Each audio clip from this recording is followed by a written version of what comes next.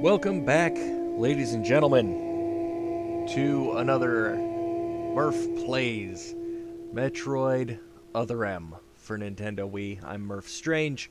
This is Metroid Other M, as played on the Nintendo Wii.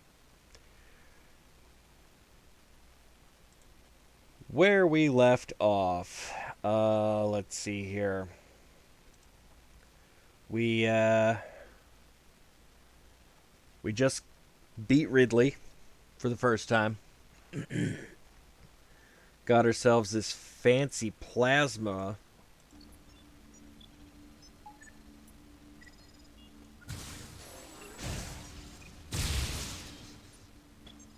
cannon.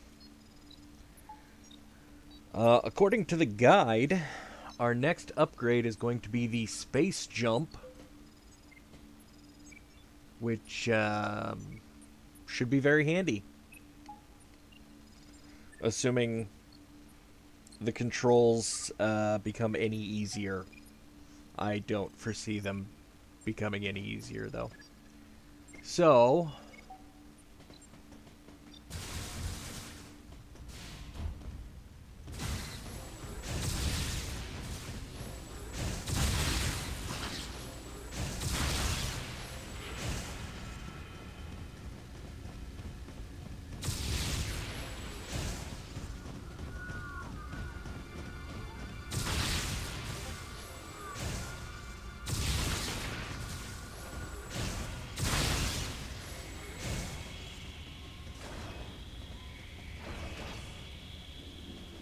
I mean, we certainly kill things a lot faster with that, which is nice.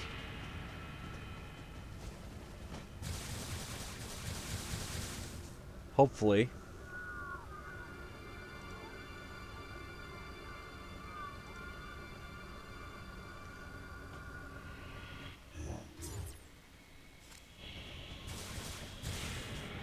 Hopefully that means that the rest of this game will not be terrible. And I just jumped in the lava. Why did I do that? Oh boy. Whoa!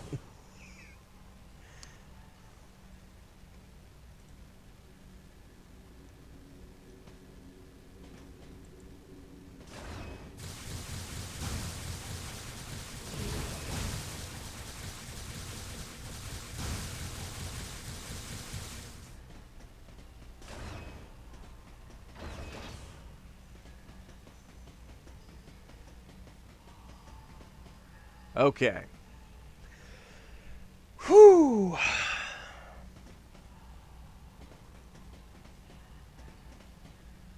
So, according to the guide, when we came through here, we caught a glimpse of a marine, and we're supposed to follow him to... Well, we're supposed to take this to the main area, and we'll catch a glimpse of a marine going to Sector 1? Or something? Something was gnawing at me. Communication with Adam had ceased. From the deleter's point of view, Adam would represent the largest threat. Without question, his life had to be in danger. But it was Adam Malkovich. He wouldn't go down easily. And Adam would already know about the deleter, so there's no way he would let his guard down. that was the case, then why couldn't I reach him? What did he think of the unfolding situation, and what was he planning to do next?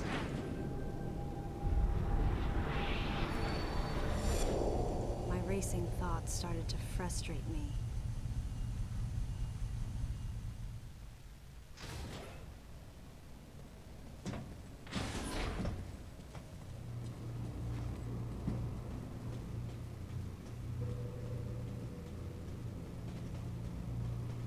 Oh, now you want to move? There we go.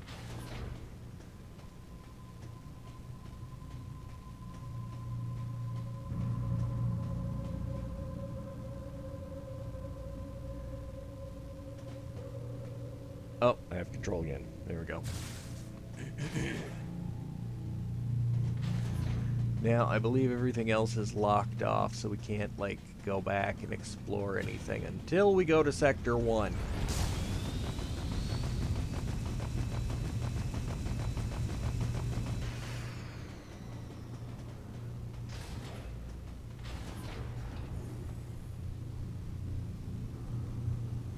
This elevator is bound for Sector 1.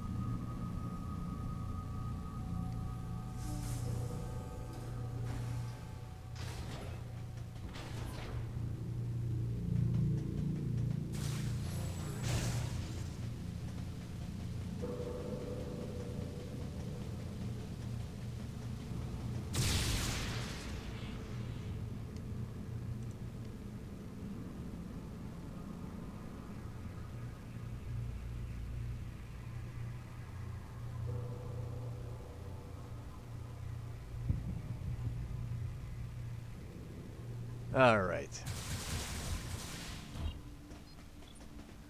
So, I am joined today by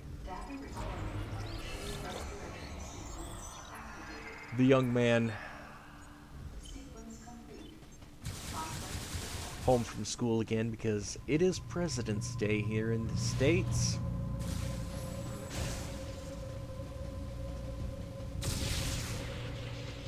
He's had himself a 4-day weekend and he is super anxious to get back to school.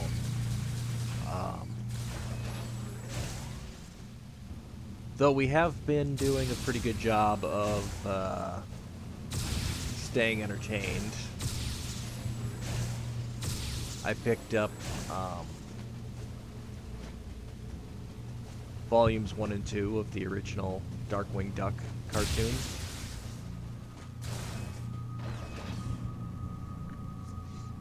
Got the idea to go looking for those. We were watching Disney Channel, their new DuckTales cartoon.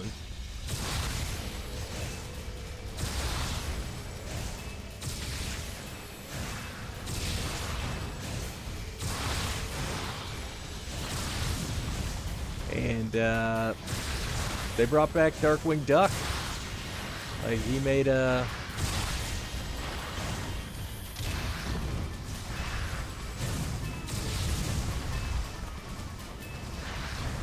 He made an appearance, so I thought, you know, I remember that show from when I was a kid. You know, if there's a chance my kid might like it, you know, it might be worth picking up. So, you know, we've been watching that. He seems to enjoy it.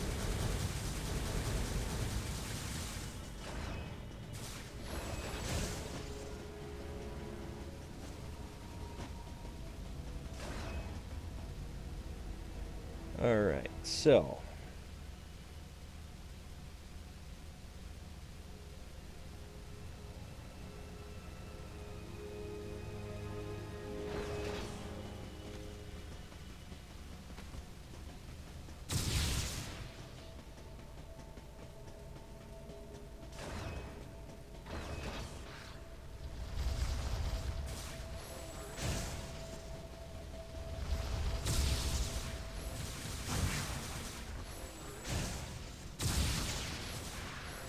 I don't know where that dude went.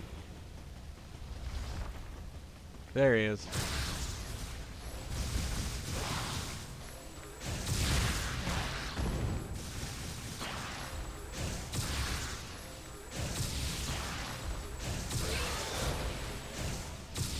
Like I knew where the marine went, but I was more concerned with dying.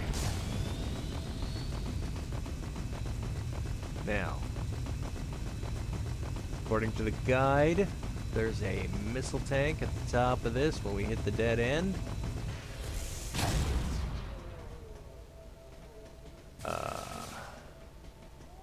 We did not do that right.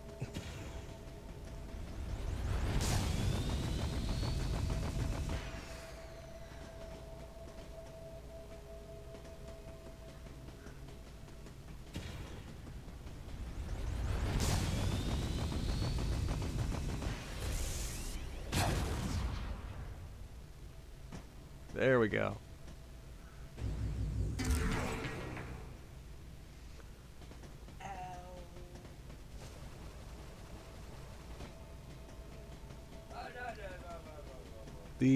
The shine sparking in this game, it's, you know, it's not as bad as I anticipated it to be. It is probably the only thing in this game that is not as bad as I anticipated it to be, though.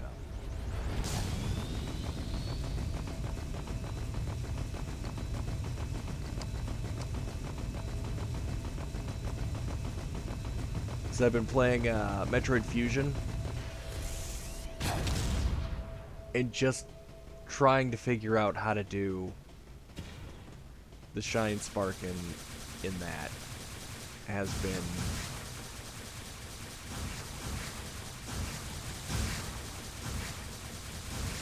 it's been ridiculously more complicated than I think it should be, and it's probably because I'm making it more complicated than it should be.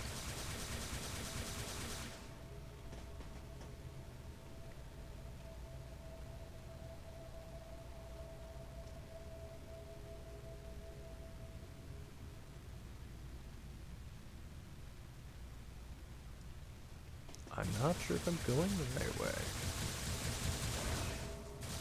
Oh yeah, I am.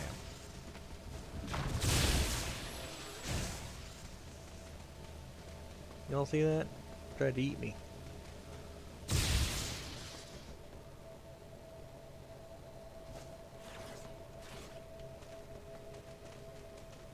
Alright, here's where we gotta do the...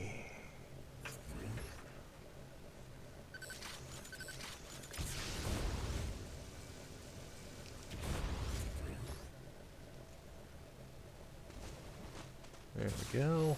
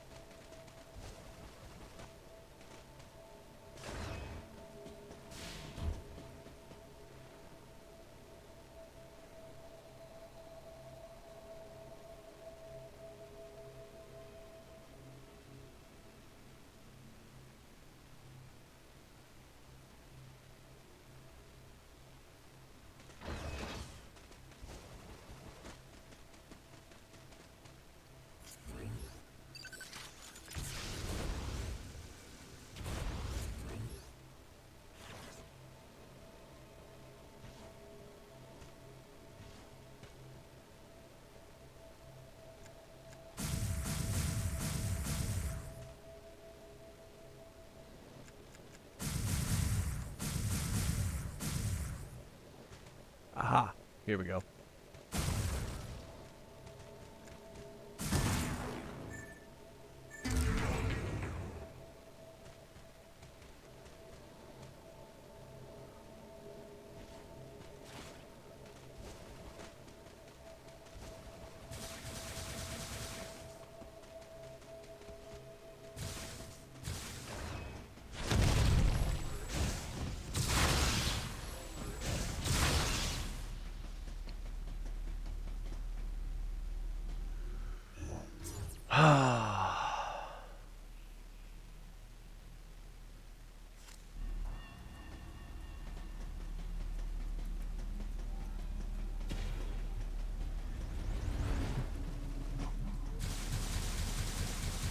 It's not going to go through there.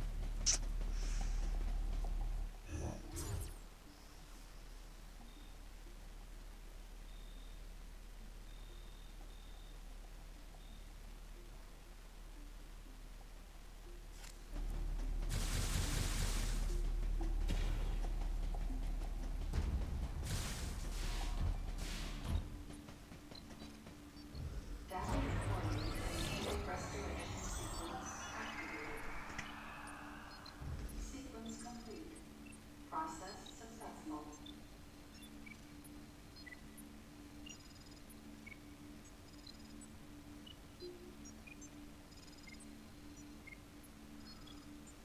Okay.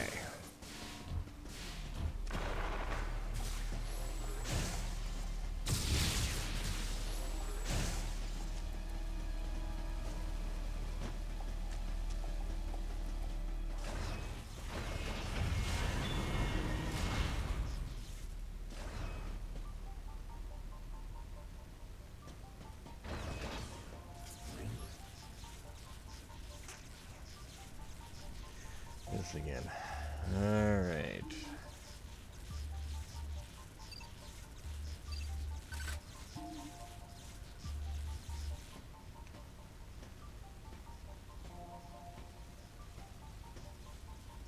Any objections, Adam?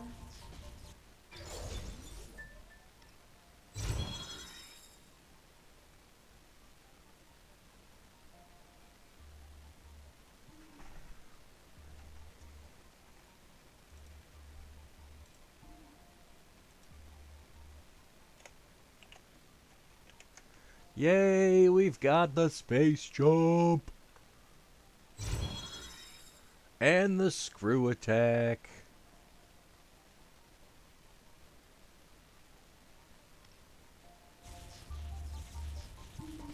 And she didn't even need permission from Adam because he's still MIA.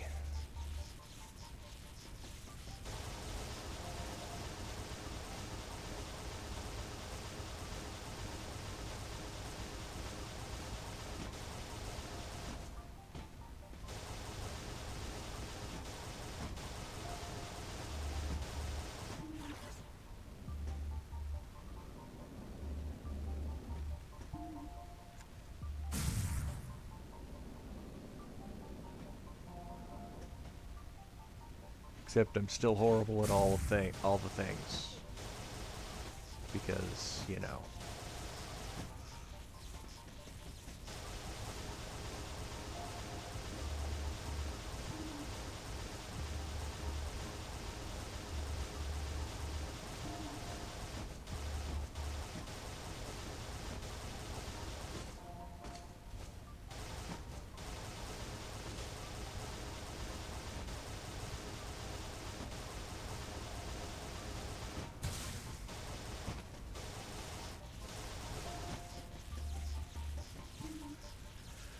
Alright.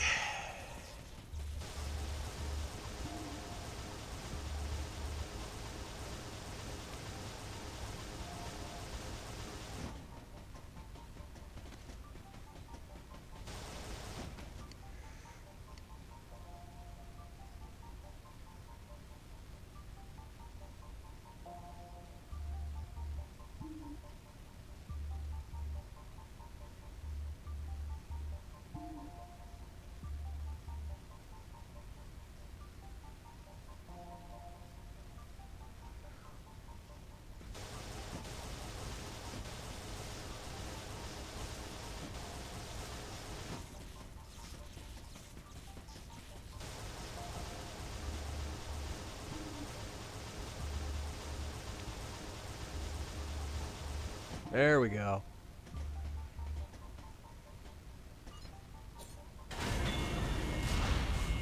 Because, yeah, you can't really gain height with that, but you can keep from losing height if you do it right. It takes a little practice. It's,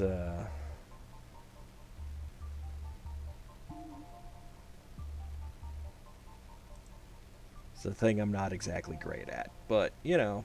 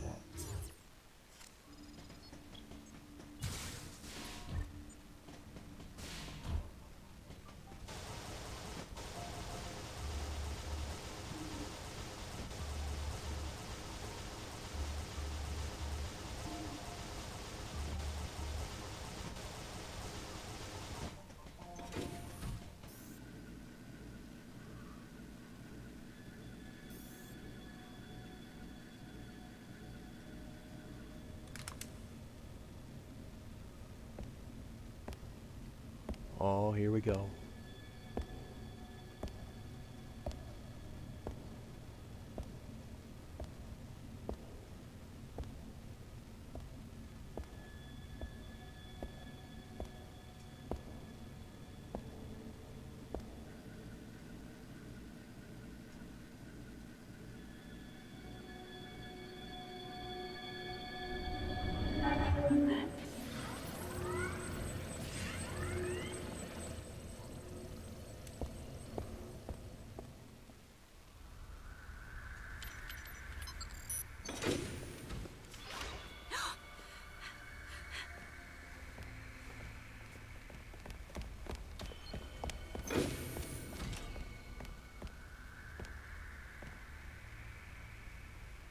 I'm not a member of the Galactic Federation.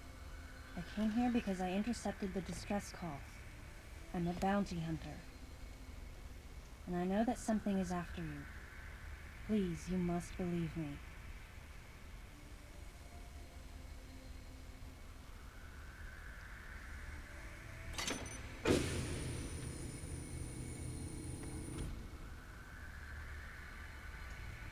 Thank you.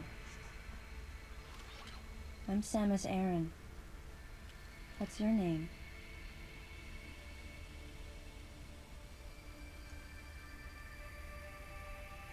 Madeline Bergman. Behind closed doors, the Galactic Federation was trying to create a special forces unit composed of bioweapons. In order to make it happen, they were attempting to create an organization modeled after the space pirates, with the Zebesians at the center. But because of a certain presence, the life forms became ferocious. We were no longer able to control them. By a certain presence, she must have meant Ridley. So you sent out the distress signal, even though it endangered your life? I don't think she meant Ridley. I had to. I felt there was a real danger here, that if left as is, the Zebesians would continue to evolve and resurrect as real space pirates. If that danger was real, then the risk of withholding information to protect herself was too great, clearly. And yet, wasn't she the one who set the facility's system to self-destruct? In silence, I praised her courage and sense of responsibility. At the same time, her argument had some holes. Say that the Zebesians, under Ridley's influence, became super aggressive. Would that really lead to the resurrection of the space pirates? Without a malicious force to lead them down that path, wouldn't they continue to merely follow their instincts, ultimately becoming no more than a swarm of feral creatures? Samus, you're assuming too It much. was clear that the Galactic Federation was ready to consign their enormous mistake to oblivion. And that's why they sent a deleter. And as for Madeline and others who knew the secret... But wait. There was another inconsistency in her story. Why go to such lengths at all? With just a small flexing of the Galactic Federation's military Samus, force, they should you're have the one been able to injecting destroy a inconsistencies facility of into this her scope story. with ease. You assumed Ridley. So why didn't they? She said presence. She didn't say it was Ridley. Actually, there was an even more dangerous plan. Come with me.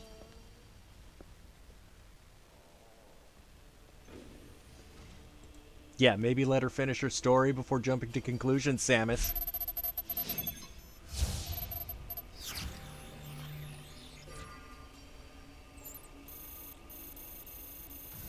What? That's not possible. The Metroids were terminated along with Zebes. Yes. And the last of them, the baby. met Guess its they end weren't. above my head. You're Samus Aran, right? The one who annihilated the space pirates? Metroid remnants were attached to your suit when you returned from Zebes. They were reproduced from a piece of cell structure salvaged by the Federation, and they are in this facility.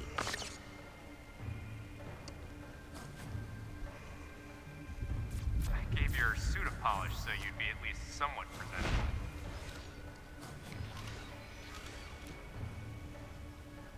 And Ridley in the same way. At first, no one She had thought that the Ridley creature was Ridley. on her suit. They didn't think it had potential as a bioweapon at all. They raised it like a pet, calling it Little Birdie. Until one day, it Wait, attacked you one of mean- the researchers and got away. You mean the little fluffy thing? Ridley had played dead and lured the scientist into his cage. That's what a baby Ridley What was looks like. left. It was a horrible sight. Baby But in Ridley is order to control adorable. Metroids, you need Mother Brain's telepathy. You don't. You didn't recreate a Mother Brain clone, did you? It's artificial Maybe. intelligence. We developed an AI program that would reproduce Mother Brain's thought processes. We called it MB. But it was just a program. It wasn't the mother herself. MB evolved as it communicated with the Metroids. It appears as though it began to become self-aware, much like the original Mother Brain. It's really quite remarkable. That's when it became clear to me just why Madeline was so afraid of the space pirate's resurrection. It wasn't that her story had holes in it. Through the holes were glimpses of the danger that was right before her eyes. If everything she said was true... Where are the Metroids and MB? They're in an area called Sector 0.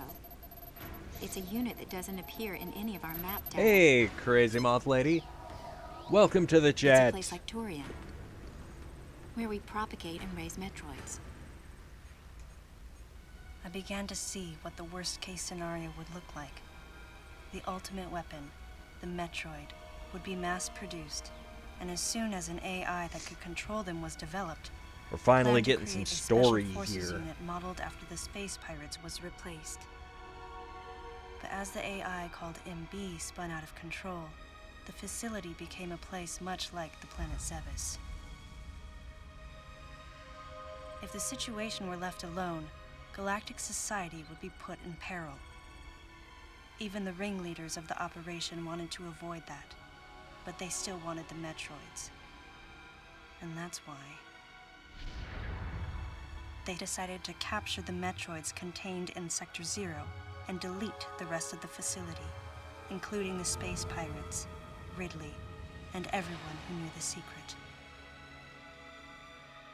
But before the ringleaders could act, Adam appeared. Adam might have known or suspected the truth about the facility. You've been from the headhunted beginning. as an expert for an interview. Regardless, since the ringleaders were members of the Galactic Federation, That's awesome. they could no longer act recklessly. And so a deleter was installed as a member of Adam's team to destroy evidence and plan each subsequent move. But having me added on as a member must have disrupted the Galactic Federation's plans. Madeline, thanks for telling me all this. I've got to destroy the Metroids and MB in Sector 0. You have to And they remain say hidden. playing video games will just rot your brain and never lead to anything.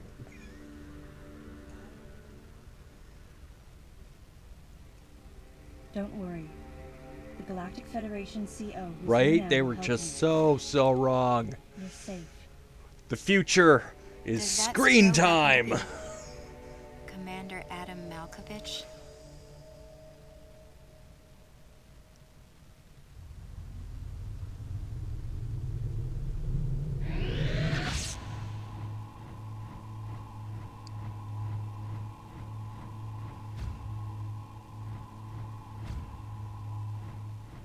The real leader of this operation is Commander Malkovich.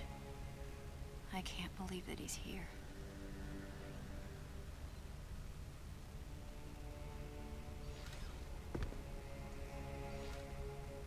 Stay here until I return.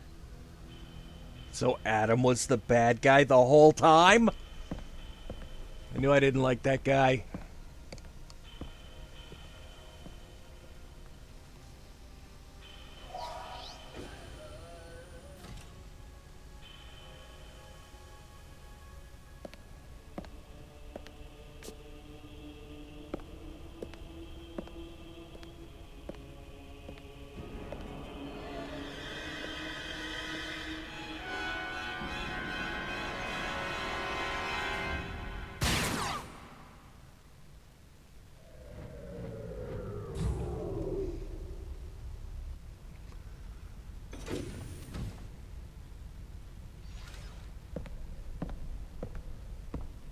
I now get why Samus usually acts alone, because when she actually tells people things like, wait here till I come back, they die because she doesn't put them someplace, like, safe.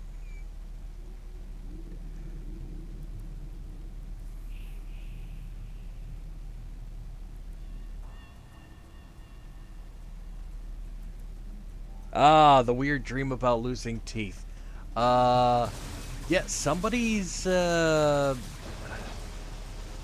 wrote an article on what that's supposed to mean.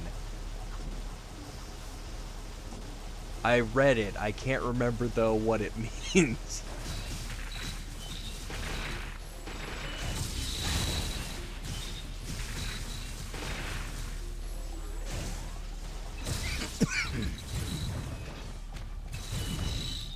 Okay, the moves are fancy there, Samus, but I'd really just prefer if you'd shoot things and they died. There we go.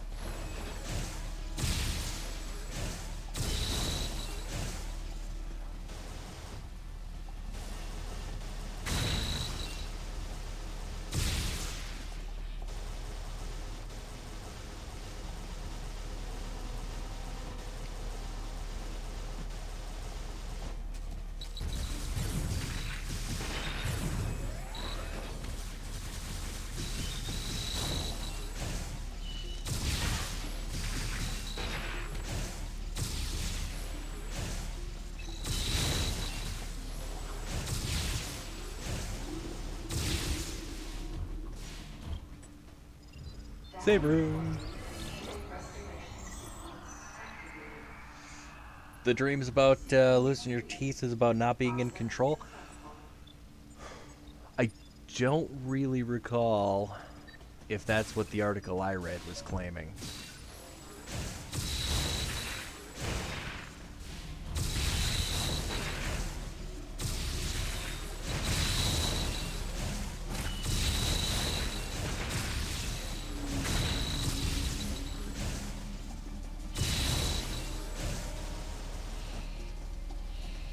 But also, I do question the validity of that article, because it was kind of one of those just, like, popular magazine, you know, somebody looked some stuff up on Yahoo Answers and wrote an article kind of things.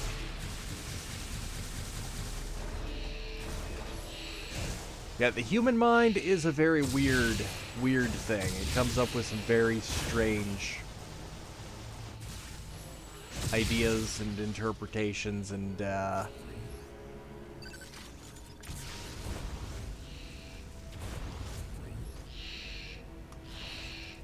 whoa.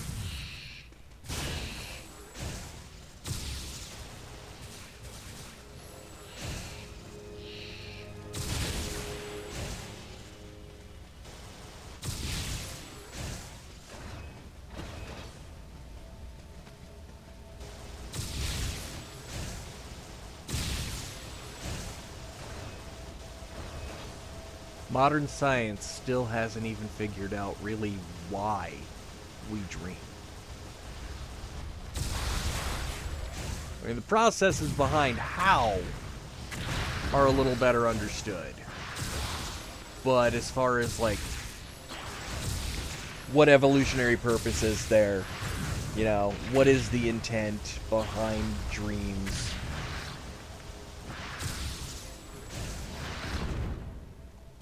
Ah, get off of me. Get off of me. There you go. And you're dead.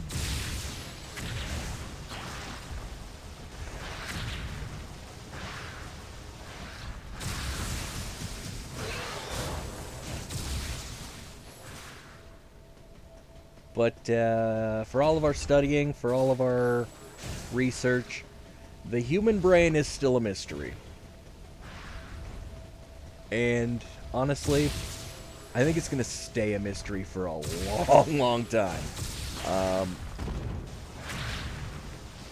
We're still not sure why hypnosis works or even how. All we know is it's a thing, and it's a thing people do. We also don't know why we daydream exactly, but it does seem to have some benefits as far as helping us process.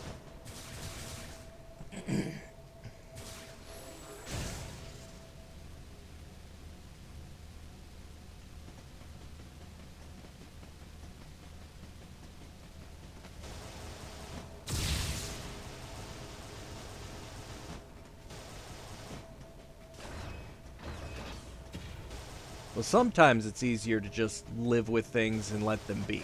But there are some things. Oh, this guy's back. Hey, buddy. Eat plasma. Some things, if we could understand them, we could get greater benefit from them. We could get, like, well, for example, sleep and dreams. We do know dreaming tends to happen during, like, REM sleep. Are you going to aim at the screen? Come on.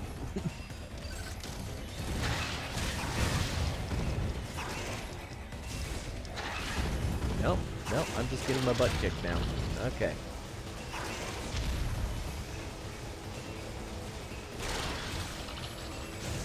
But,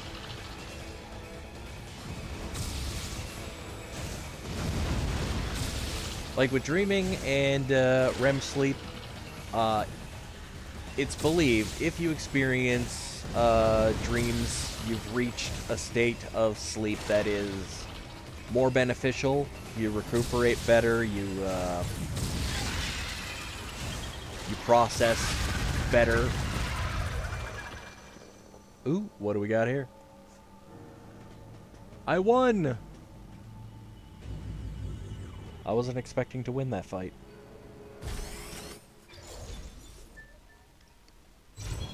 Seeker missile.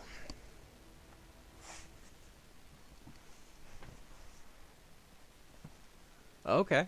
Okay. That's... I think I've seen some doors that require seeker missiles. But, if we could figure out, like, the conditions that lead us into REM sleep and better understand those, and then also figure out, like, what are the processes behind the brain that, you know, leads to sleep? Because sometimes sleep itself can be a problem. Such as if you're having nightmares or you're having the same weird dream over and over again. These are sometimes thought to be representative of, you know, issues that you may be trying to deal with. And if we could have a better understanding of that sort of stuff, we could probably facilitate the process of recovering from that kind of stuff better, if that makes any sense. This elevator is bound for the main sector. Hypnosis, one of the things that, as you're aware, I do quite a bit of research on and have been studying to great length. Not very well understood, but it seems to be sort of like a weird brain hack.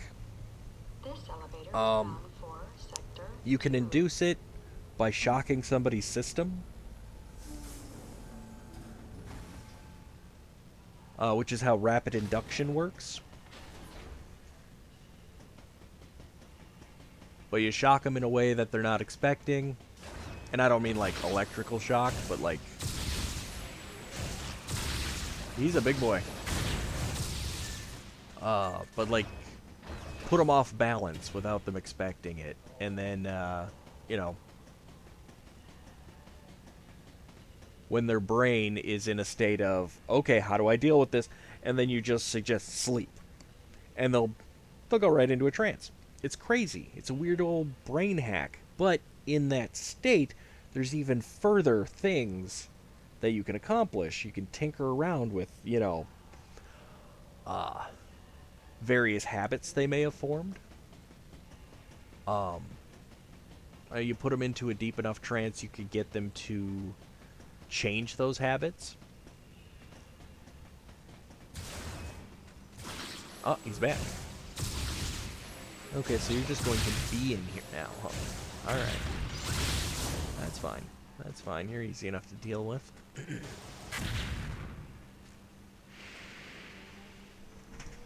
Where am I at here?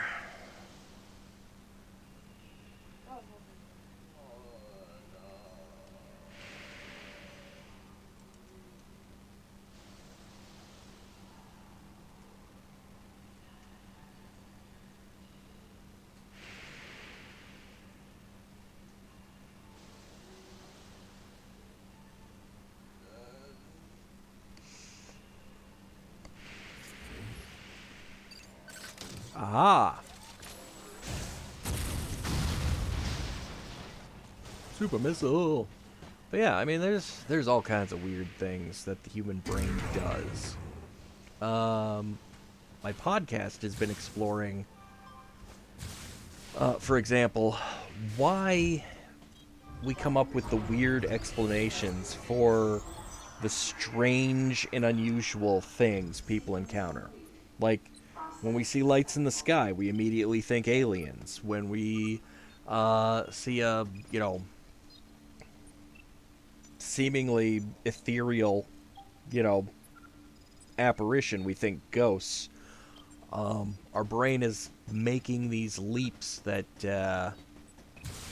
aren't always supported by any kind of, like, you know, evidence or anything. But they almost always fall within some belief structure we've come up with. Whether it's a thing we acknowledge that we want to believe in or not, our brain fills in the blanks for us with those belief structures. And I think if that was a thing we could understand better, it would greatly improve the usefulness of, like, eyewitness testimony.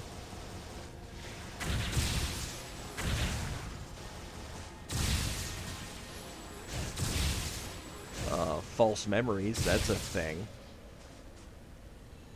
And honestly, that's a thing we've gotta study better. The placebo effect, another weird one. Even if you know a medicine doesn't work or isn't real, taking it may still affect you in a way you would expect if it were. Which is very weird, because, like, we assume... Okay, that just died. And that just died, like, super easy.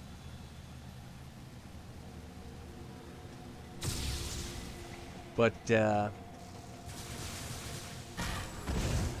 we would assume, knowing that, you know, a placebo is fake, would completely eliminate its usefulness. You know, if you were given a sugar pill and told, this does nothing, but we're hoping to treat your anxiety, you take it and suddenly you're less anxious. Like, that goes against everything we know. The brain should not be all, you know, oh, this is going to help us with our anxiety. No, it shouldn't. It shouldn't do anything of the sort. It's, we are aware that it's fake. We're not even tricked, but our body still is. It's so bizarre. And if we could figure out some of the answers behind some of that stuff, I think we could open up new possibilities in pain management. Like, there's a lot of different things we could do with that kind of knowledge, but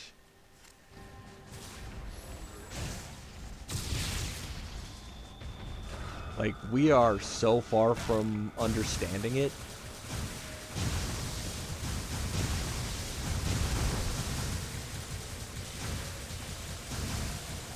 That best we can operate on is random guess, you know? Like, we think it works this way.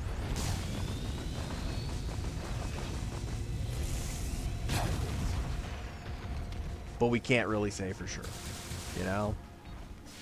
If we could ever say for sure, the possibilities that would open up for us would be astounding.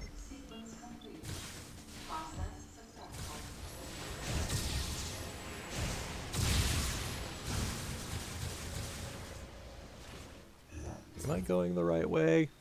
Maybe. Maybe I'm going the right way. We'll find out. But, as a magician, as somebody who's studied, you know, how we can fool ourselves into thinking certain things, how we can, you know, how our brains can be hijacked into believing even the most absurd stuff we know isn't true. I find this kind of stuff fascinating. What we're able to get our brains to believe, and consciously, like, we know, you know, if somebody makes something disappear, it's not gone.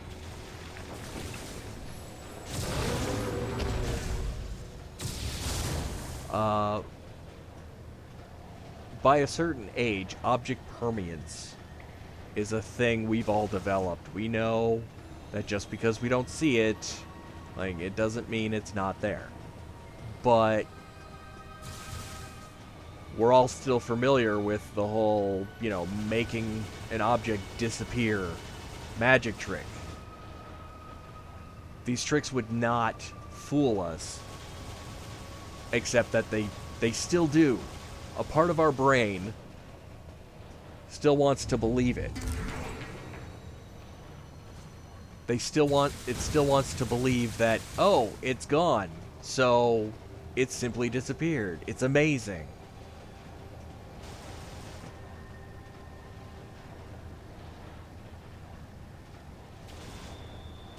Because, yeah, our brains are super weird. Even when we know better, we don't really know better. And we can be fooled.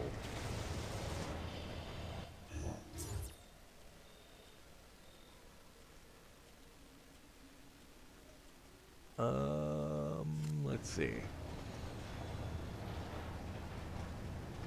Is it down here? No, it's probably back the other way.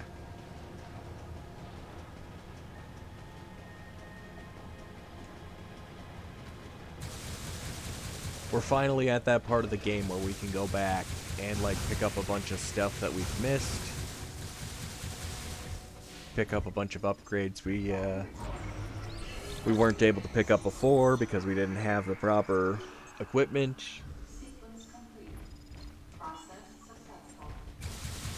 And this is one of those territories we explored earlier, and the game has led us back here. So, trying to take my time here to find how to get to some of these.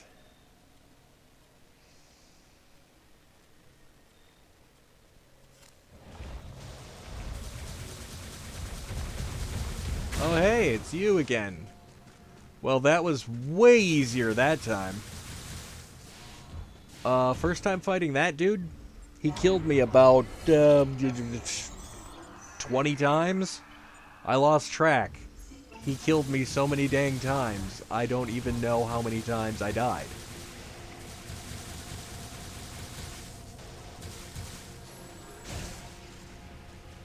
Okay. Aha! There's a door. Or there's a hole in the wall. Come on. Grab the thing. Grab the wall. Grab the... There we go. Nope. That's not working, Samus.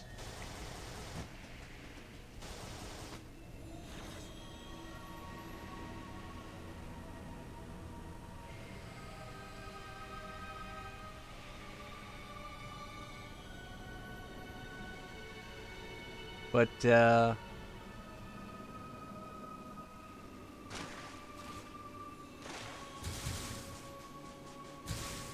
one thing we do know is confirmation bias is a thing. And people develop belief structures. It doesn't look like there's a way to get over there from here. So I'm going the wrong way. But there is something that way, so we're not totally wasting our time.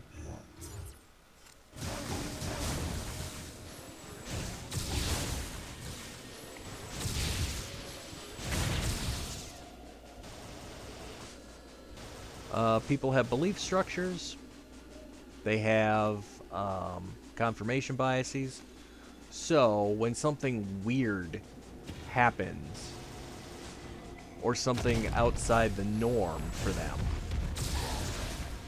happens,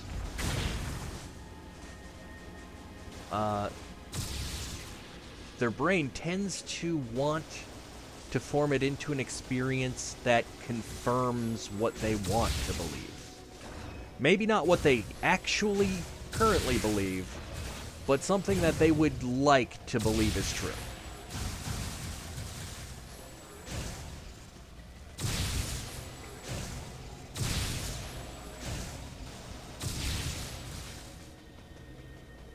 Usually. There are exceptions to that too, of course. After all, nobody really wants to believe that, the devil exists and has, come into their home or anything like that.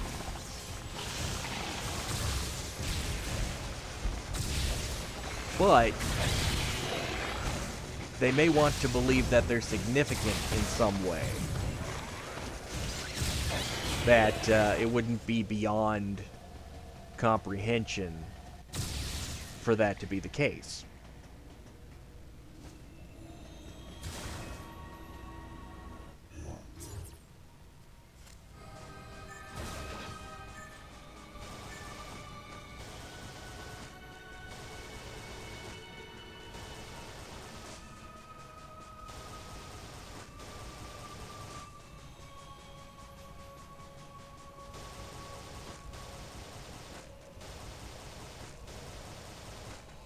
And not everything, though,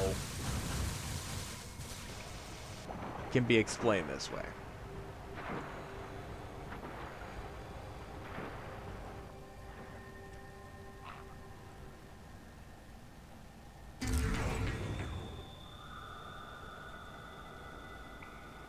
Some stuff just seems to be weird for the sake of being weird.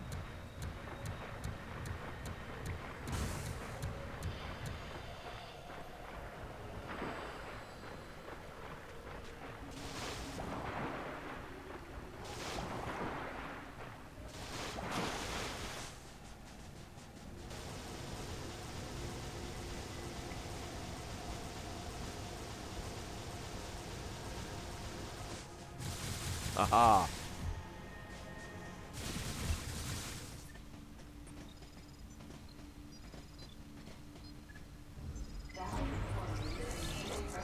Well, people are definitely weird for the sake of being weird.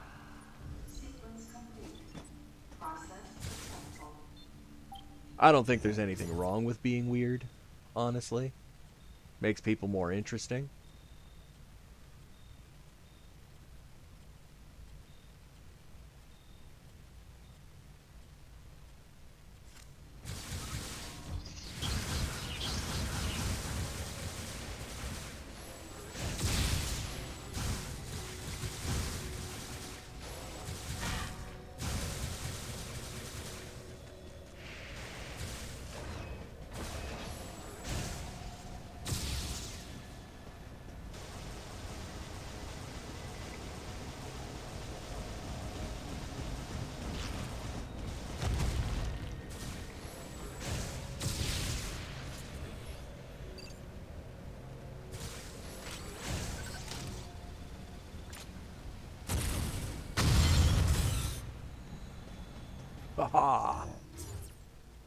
Except we don't want to go that way yet.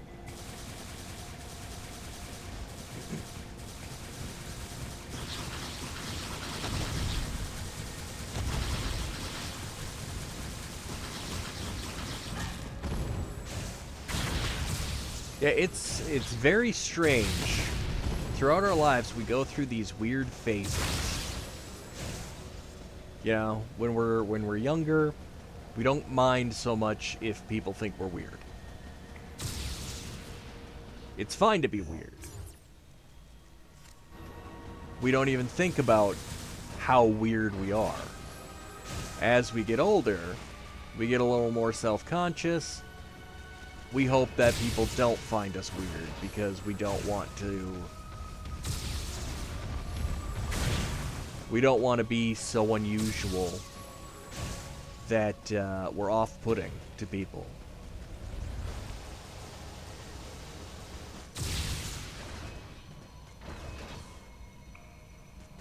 There is something here.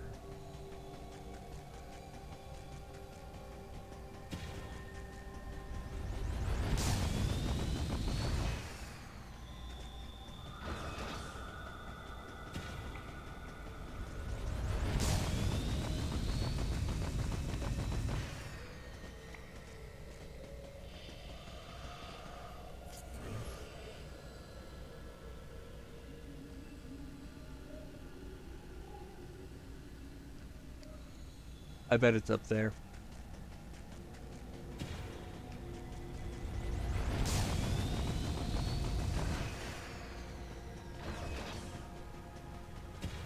But yeah, we go through these weird phases.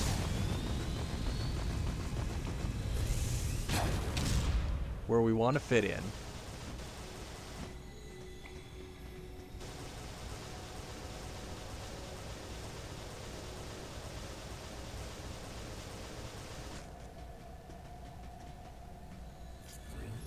Is there like a grapple point or something? No, no. I was up there. I just, And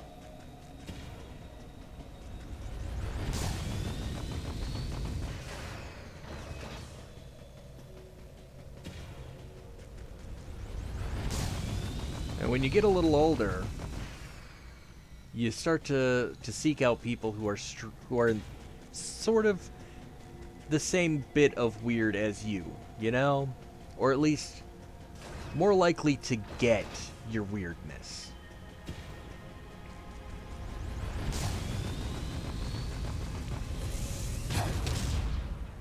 Well, that wasn't what I wanted. Then when you get even a little older than that, you stop caring how weird people find you, and you just accept that you're weird, and people are going to like you or they're not going to like you.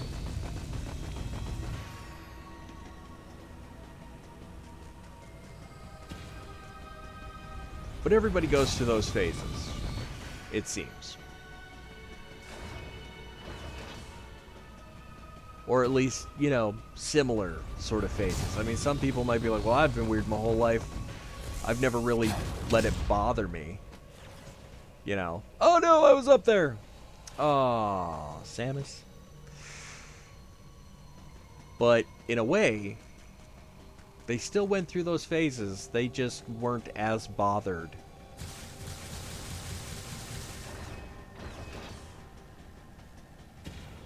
By feeling weird.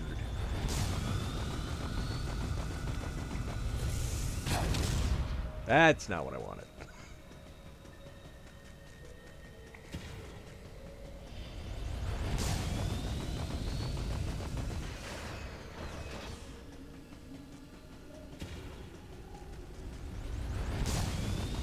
There's an upgrade up here that I can get. There we go.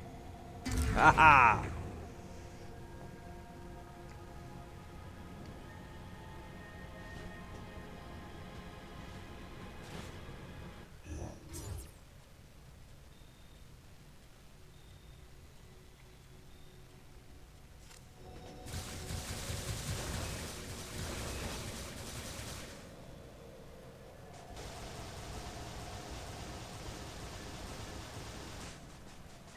So the way I kind of see myself as far as, you know, my brand of weird is I accept that I'm weird. I accept that I have weird ideas. But I'm not worried about if other people find these ideas weird. Am I going the right way? I don't know if I'm going the right way. Maybe. Maybe I am. But, I'm happy with it, because it takes me to some very strange places. My interests, they allow me to explore ideas that normally I probably wouldn't.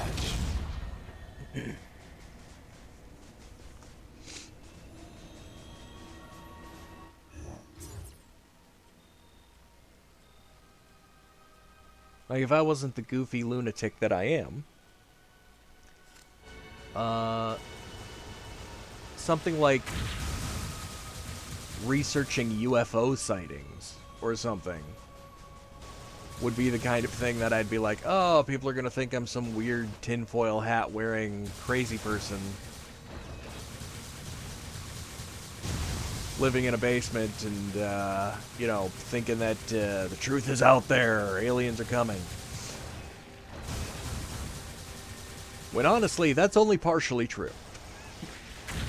Sure, I'm living in a basement, but, you know, I always preferred, even when I, even when I lived in Duluth, like, my favorite apartment that I had when I was out there, of the various ones that I lived in throughout the time that I was there, I liked living in the basement one. The basement apartment was the best. You only had the neighbors above you to worry about, and if you had good neighbors above you, it was fine. Everything was great. Stayed nice and cool during the summer.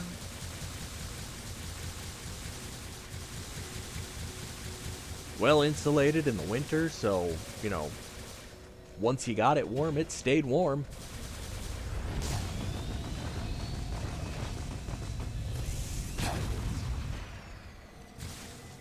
I think this is the one that I want.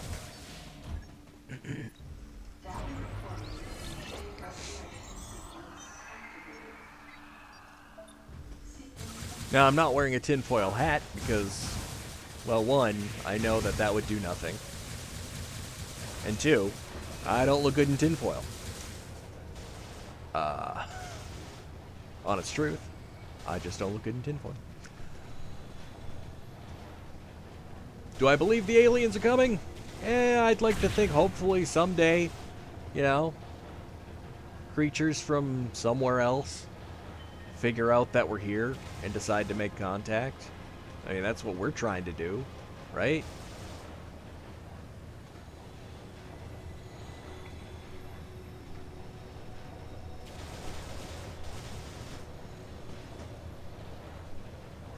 Why are you not grabbing onto anything, Samus? Come on. She's just, like, sliding down for some reason. Like, I would like to think that, similar to the way we're searching... Why do you keep doing that weird little hop when you hit that top ring? Come on now.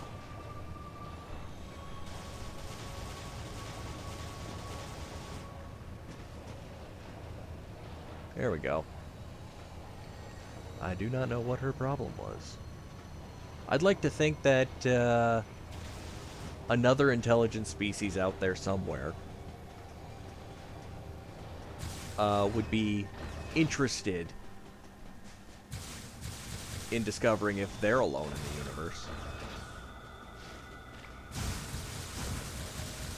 Now, do I think we've been visited by aliens? No. No. Or at least it's very unlikely, because if you look at the history of human beings' exploration, we almost never land somewhere and call it good. You know, we're never like, oh, we made it to America. Well, let's turn around and go home and, like, you know, make these people here think that we don't exist at all. No, it's never anything like that. That too, we haven't even explored the oceans to the point where we fully understand what's going on there. But, when you think about how human beings explore, when we discover a new place, we tend to set up camp there. We tend to set up trading posts, commerce. We establish a foothold in these new places when we find them.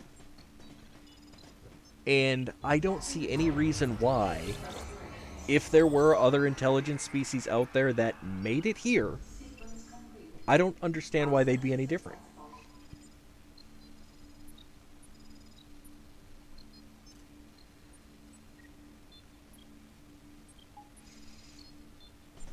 Honestly, the whole would they be friendly, would they not be friendly, that is reasonable. And I say that because, again, I look at the history of what happened when Europeans discovered North America. They came here, they decided that all the people here were primitive and needed to have their land taken from them to be, you know, made useful, and basically exploited the heck out of everything, slaughtered them, you know, did everything they could to basically, you know, drive their numbers down, and it wasn't pretty. My hope is if there is another intelligent life out there and it comes to Earth, it doesn't do what Europeans ended up doing to the natives of North America when they discovered North America. I'm hoping for a much better outcome.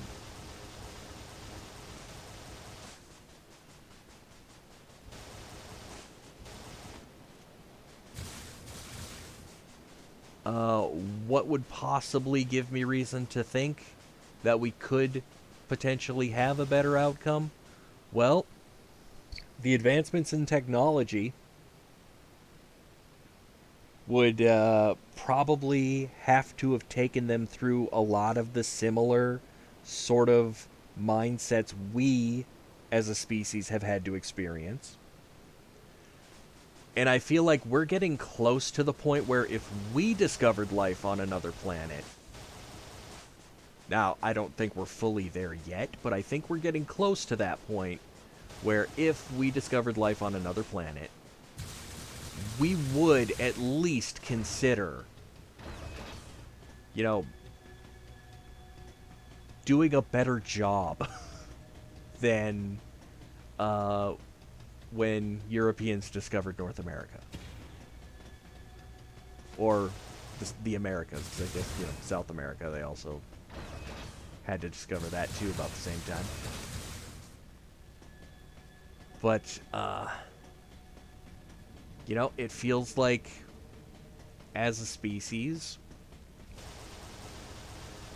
we're getting to that point where we realize, hey, we kind of screwed that up the first time. And these are lessons we can learn from history.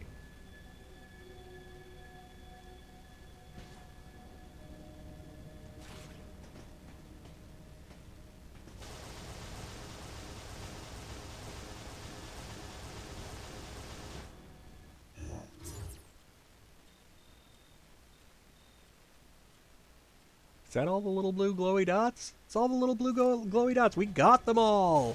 Woo! Yay us! We have found all of the things here in... Where are we? Sector 2? Sector 2. Yes.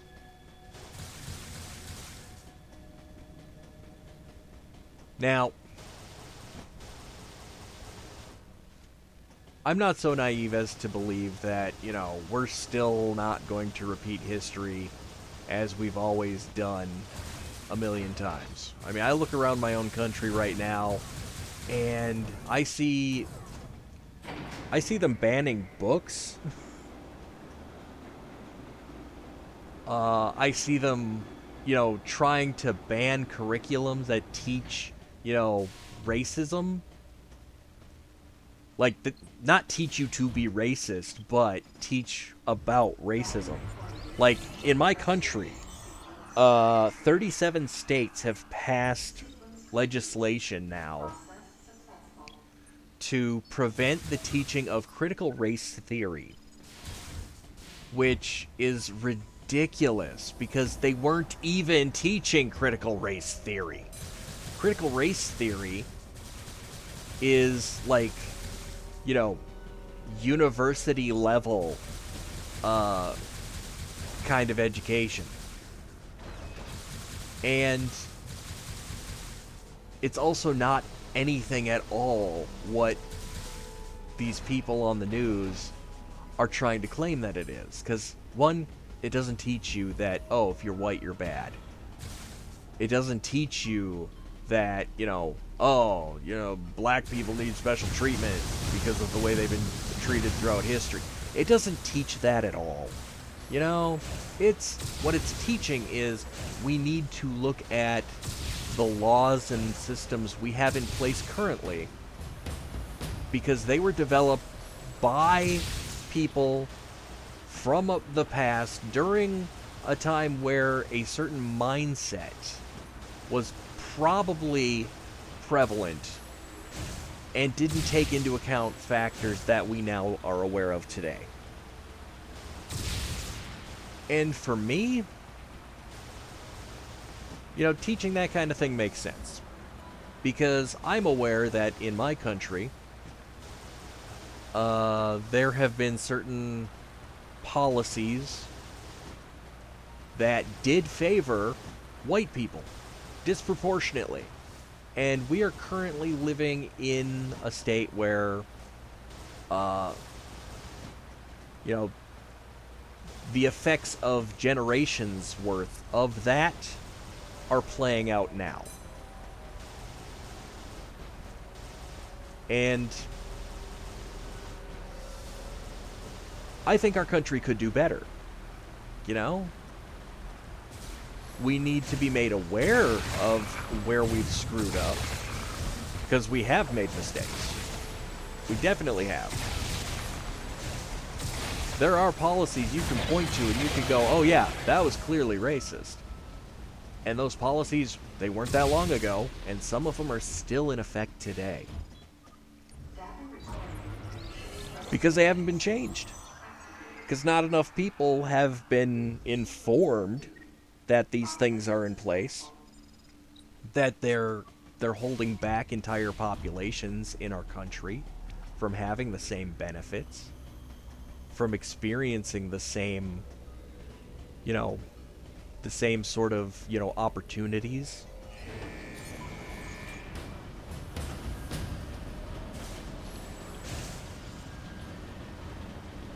And they ban this kind of curriculum, stating that it's unpatriotic to be, you know, talking about our country and analyzing it under a bad light.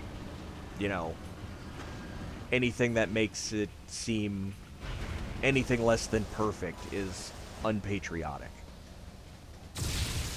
But I have the opposite opinion there. I think the most patriotic thing we can do is look at our shortcomings and work to improve them. So that everyone, every citizen of this country can benefit from the promises of, you know, what this country is supposed to be about.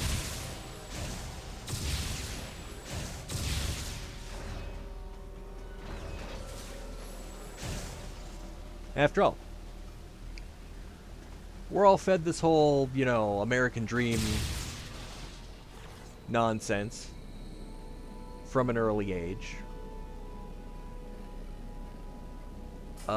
We pipe it out to foreign countries when we're, you know, trying to convince people to move here. You know, that it's a land of opportunity and whatnot. But some of those opportunities don't exist for everybody. And I feel like that's a failing of our country. Because they should exist for everybody. Not a select few. Not for the rich. Not for people of one particular skin color, but for everybody. If you're a citizen here, all of the opportunities should be opened up to you. You shouldn't be excluded.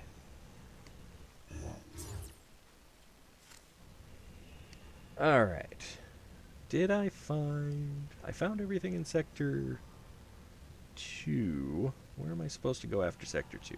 Sector Z. Okay. How do I get to Sector Z?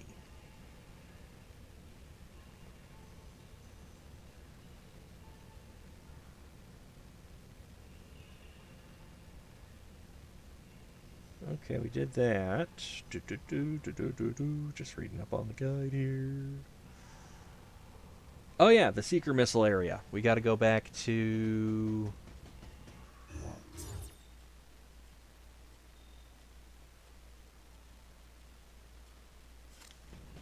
this way?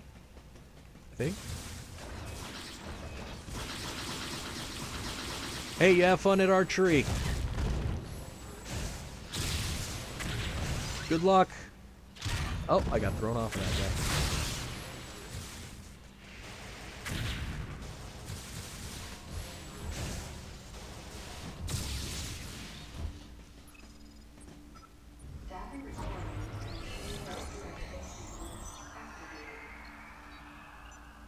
Yeah, archery's one of those things I wish I had been able to get into. Like, at a younger age, though.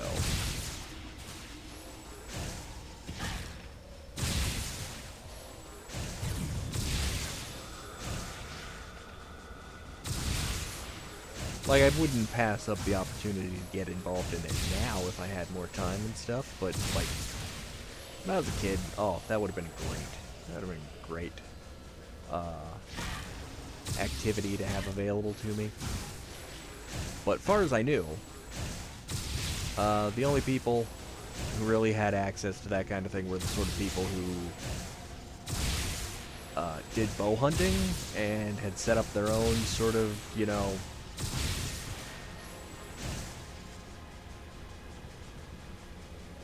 their own sort of area where they could do like target practice and stuff. There was no like archery club.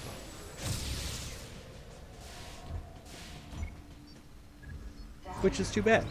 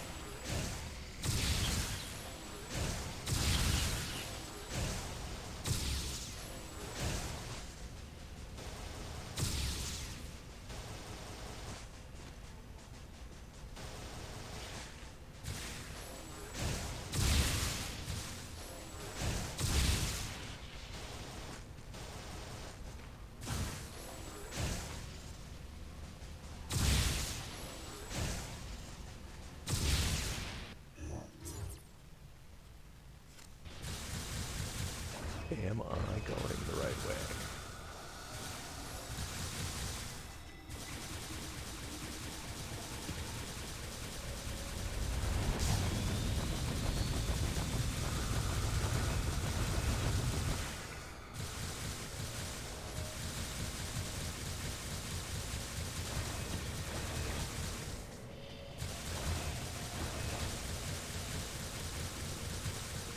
I don't think I'm going the right way.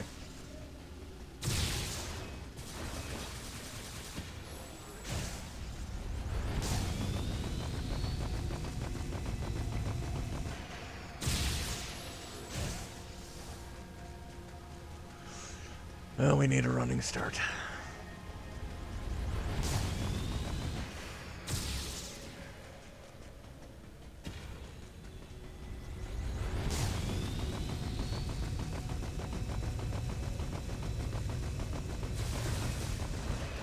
But yeah.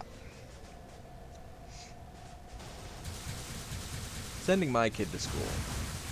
I want him to learn about the actual history of this country. I want him to know that at one point, our country did terrible things. Because I believe the way that we avoid doing those things again is acknowledging that it's something we are capable of. And being honest with ourselves.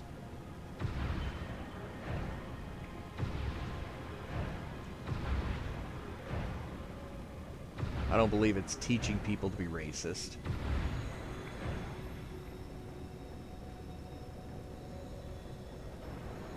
And sure, it's going to lead to some awkward feelings. There's going to be that whole, but mommy, does everybody hate me now because I'm white? Is that a...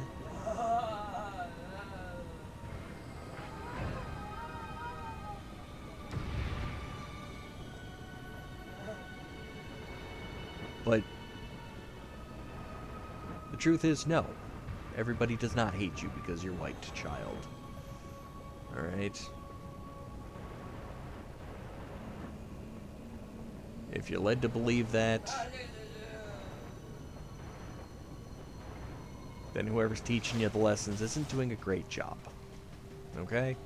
After all, you're a child, you're not personally responsible for slavery in the 1800s. Okay?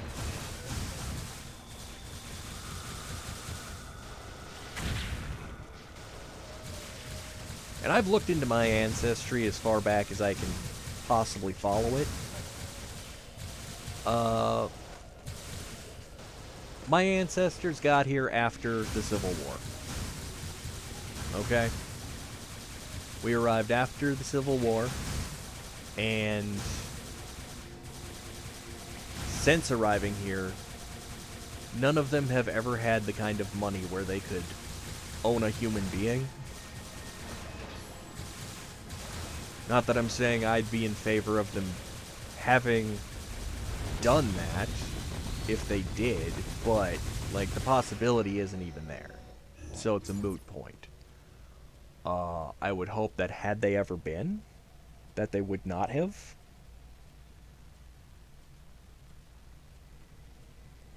Because I don't think that,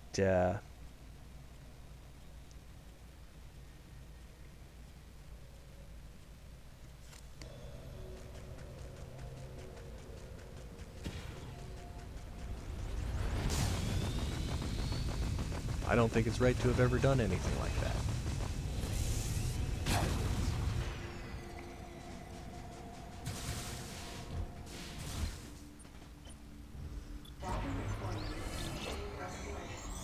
I don't believe the Civil War was fought for quote-unquote states' rights. It was fought for slavery. The state's right to decide if slavery was legal.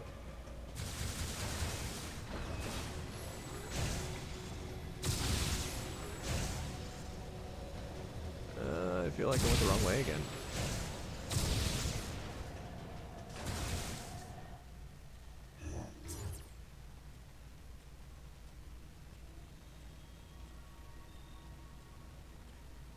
Yeah, I went the wrong way.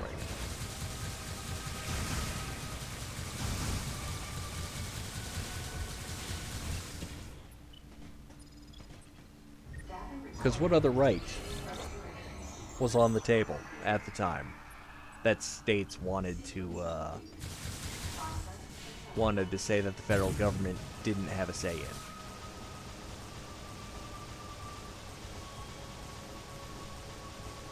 Name me one.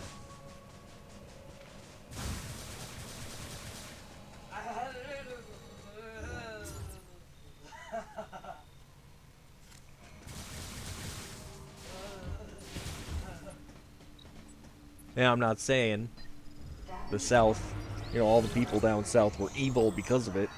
No. Sequence complete. Process successful. They had just come to accept an evil, which half of the country had decided we need to do away with. Problem is, the other half of the country that had come to accept that evil did so because it was their means of production.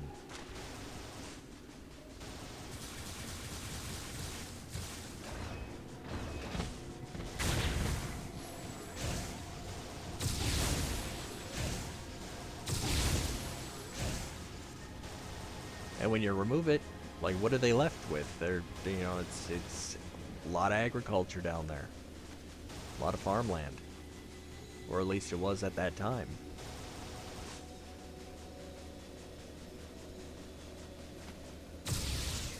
That was their bread and butter being challenged. You're gonna take away how they got their cotton.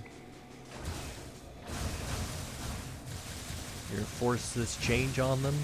Of course they're not gonna be happy about it. But morally, it was the right thing to do.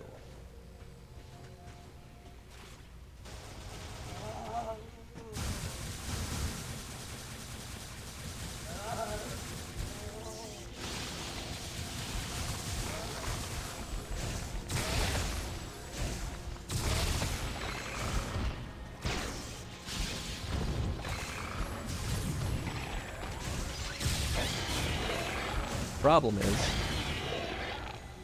because we don't want to accept that some of our ancestors had some stupid ideas, you find half the country is still trying to argue that, you know, oh, it wasn't about that.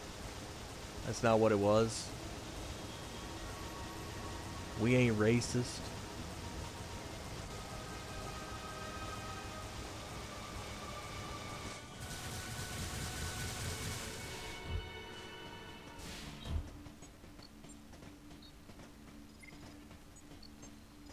Data recording. Restoration sequence activated. Sequence complete.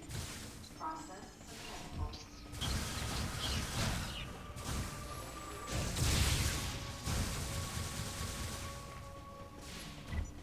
And they want to ban books and certain curriculums from schools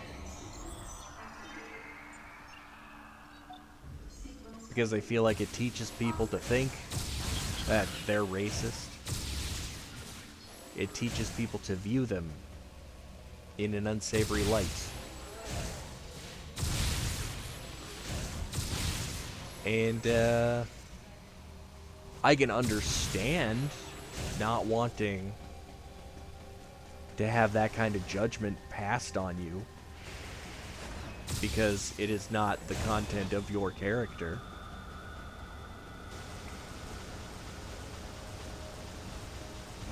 But a judgment being passed on you because of the color of your skin. But if that's the lessons you're taking away from this curriculum, you're doing it wrong. You're doing it wrong. You're being taught the wrong curriculum. It's being fed to you wrong. You're being given misinformation in that case. Because nobody today is responsible for the slave trade. Do we still have racists today? Absolutely. White supremacists exist. Are there still policies that hold back minorities? Absolutely.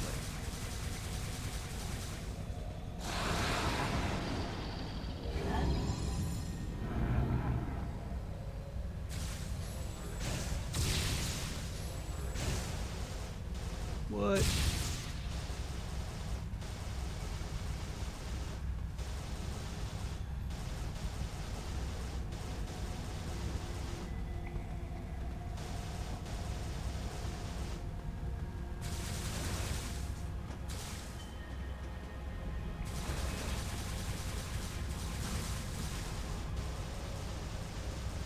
Okay.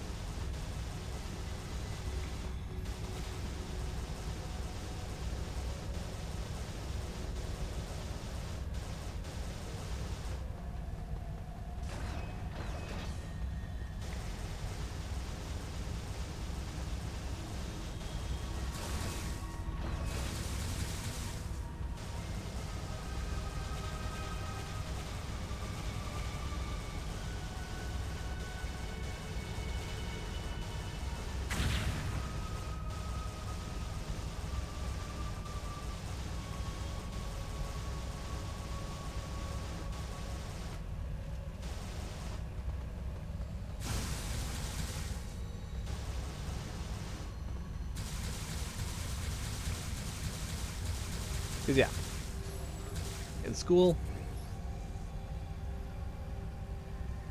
when I was taught about the slave trade, when I was taught about, you know,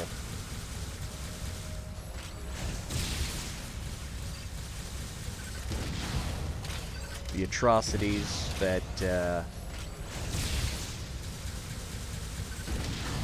were committed against Native Americans and things, I understood them to be part of our history.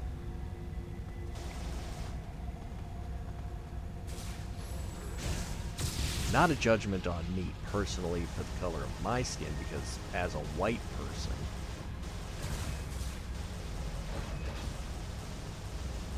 like, this is all my fault, you know, that kind of thing. Like, now,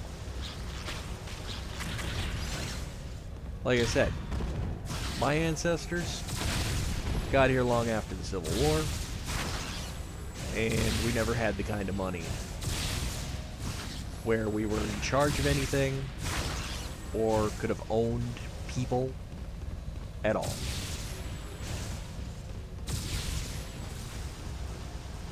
That said, we have been able to benefit from certain policies that, you know, there are situations that probably would have gone much different if our skin had been a different color. You know? I acknowledge this. I'm not foolish.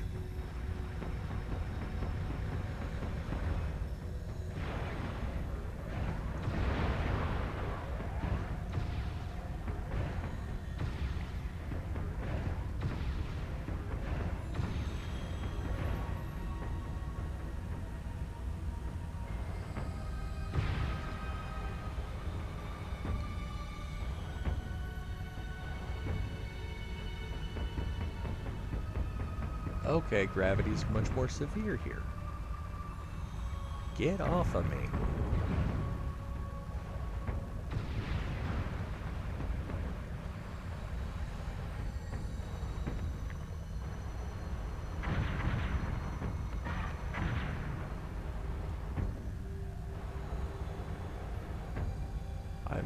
I'm not really sure what the heck is going on here, but I'm thinking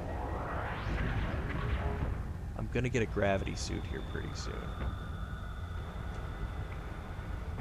I'm hoping I come to a navigation room soon so I can save.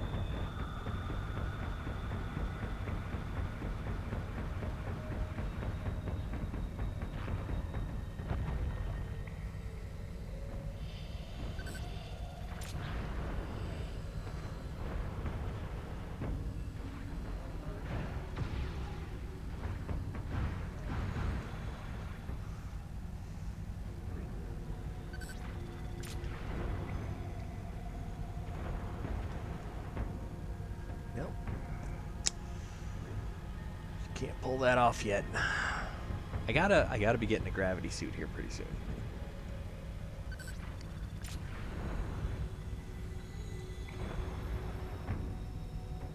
And I hate to say it, one of the states I live in, I believe, is one of those that has recently passed legislation banning critical race theory from being taught in schools.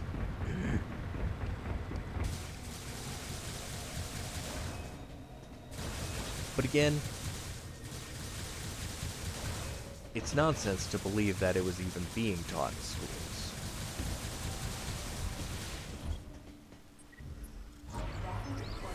Because it's become a catch-all phrase for anything that teaches an accurate representation of that time in our nation's history. Sequence complete.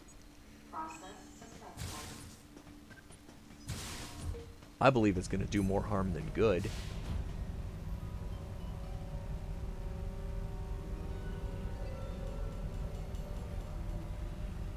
And in the end,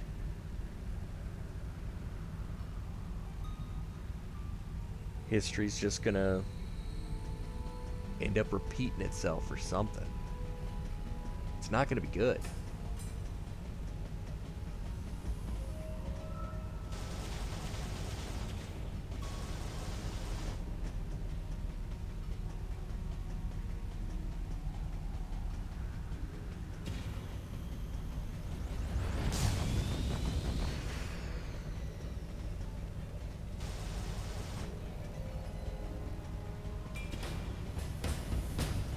Okay, we got some intense music coming on.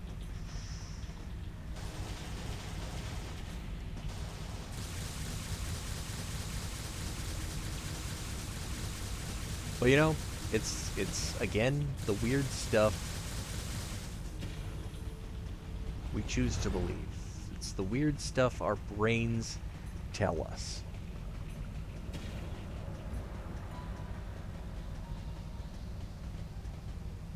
And it can be hijacked, these weird processes of our brain that tell us odd things.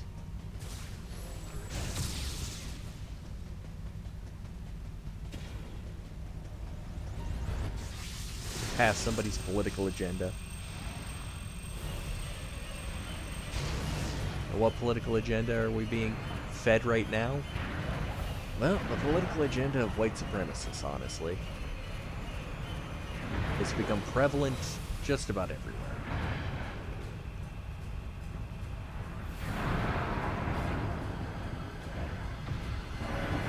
And you can tell that's who's benefiting, because, well, that's who's benefiting.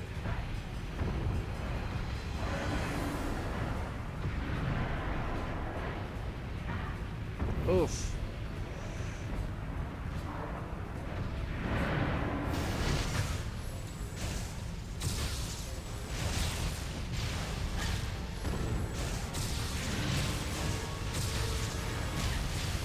I don't know what I'm supposed to shoot at now.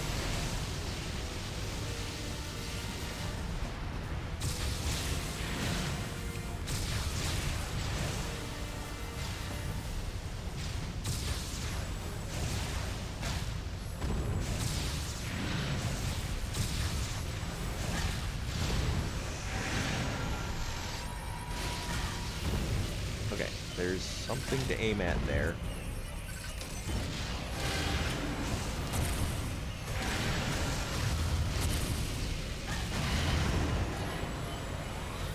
Oh, he's taking damage.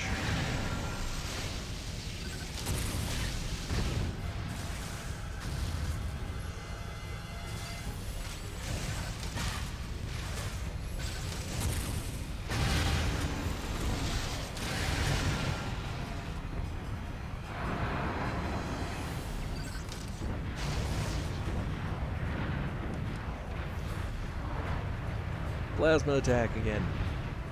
Jump!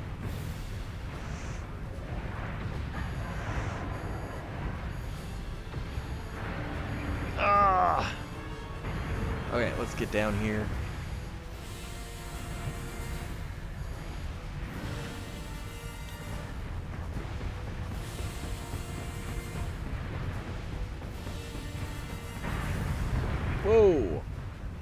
Hi.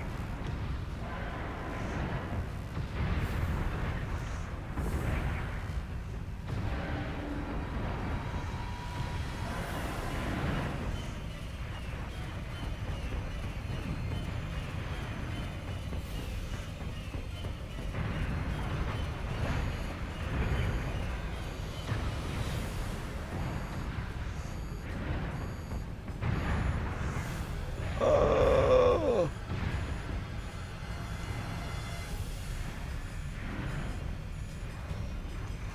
Oof.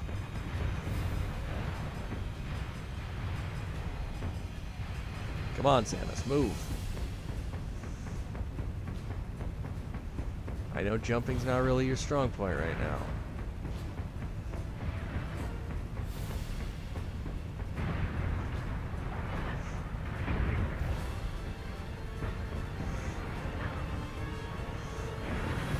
If you could target his tail.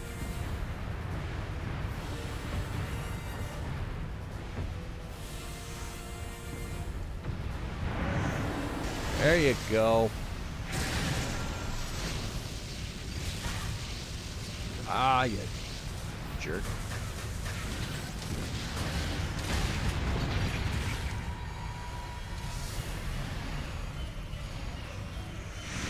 Jump!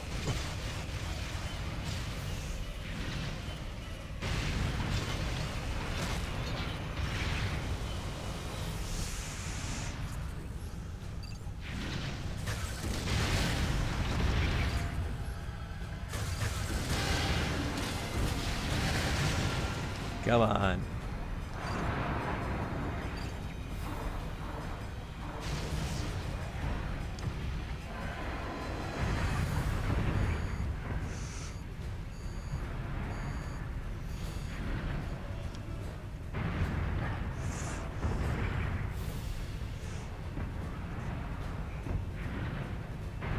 Come on, move! Move, Samus, move!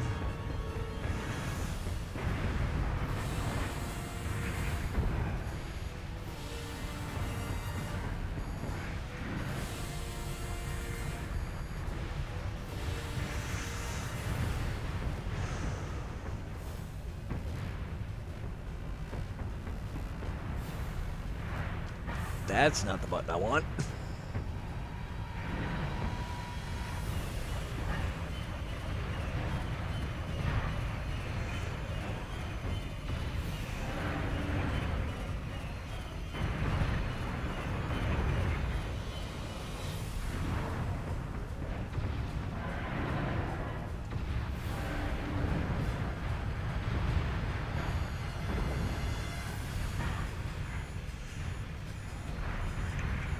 Come on, come on, come on, come on, come on.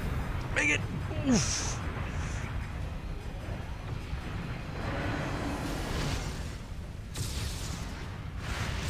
Come on.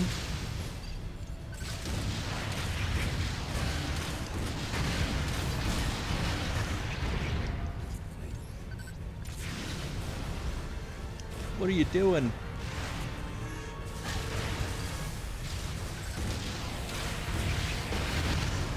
Yeah! Oh, come on. Be dead. Die, dang it.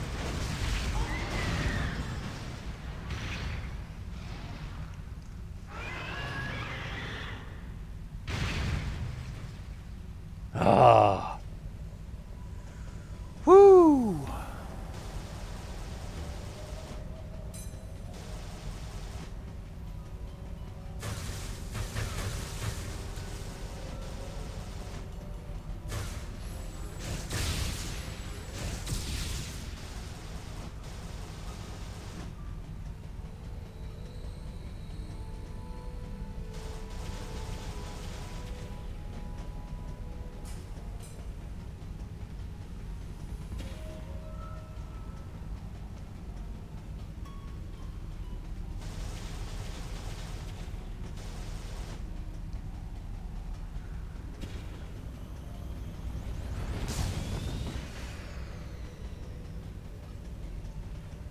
Now, the thing that concerns me being taught in schools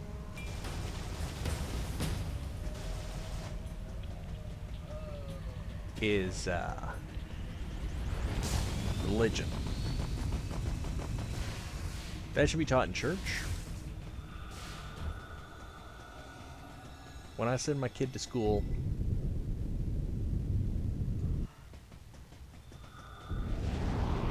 I don't want them teaching him their belief structures. I expect them to teach, you know, reading, writing, science, math. Not which God to believe in.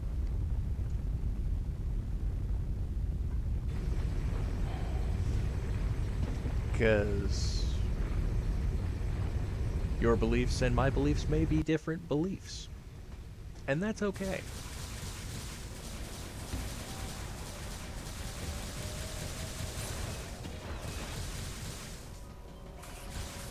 Oh, tell me there's some kind of navigation room coming up soon.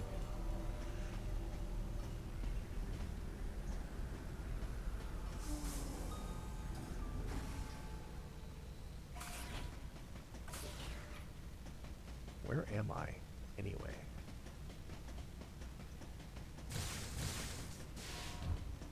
Aha, navigation room. Yes! So I'm thinking we did Sector 0.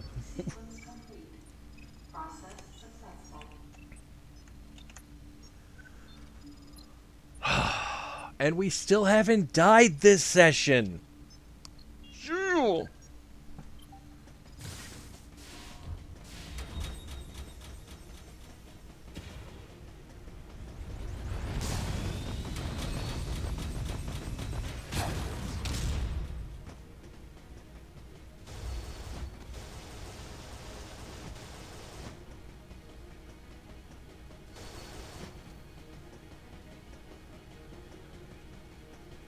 Little speed bumps every once in a while. So they don't want us to be able to shine spark here.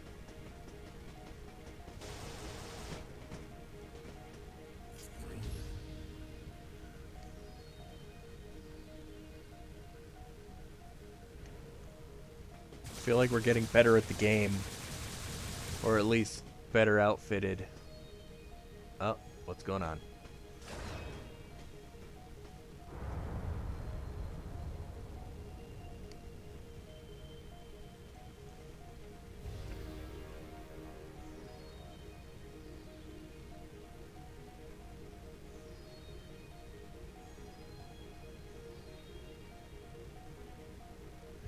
Hold on, I gotta get the guide back up to where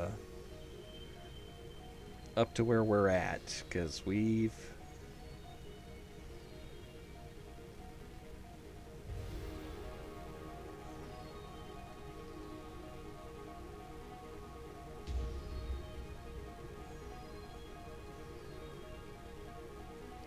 made some progress here.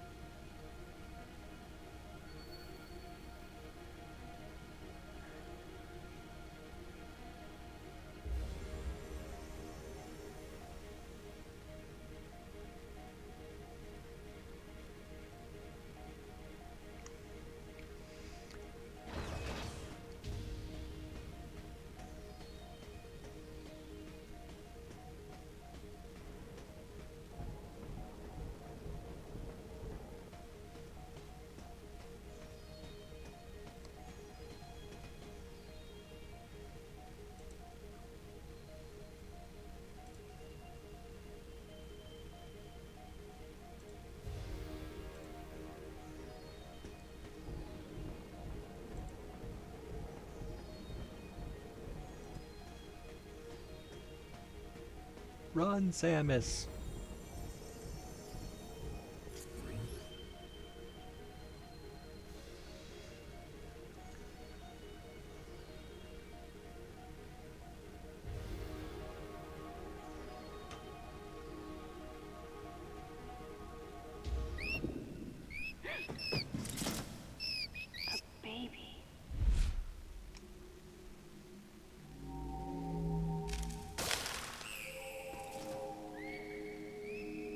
It's a Metroid!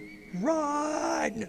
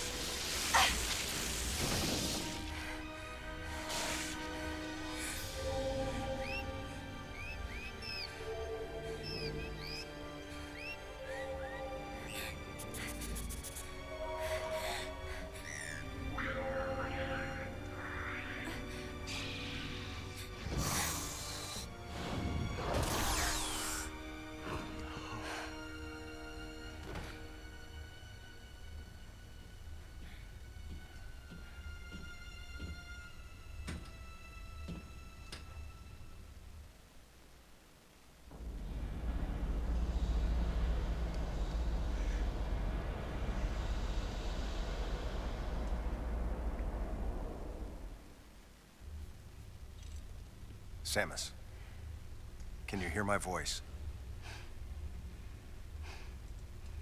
I read you This guy. loud and clear. Adam.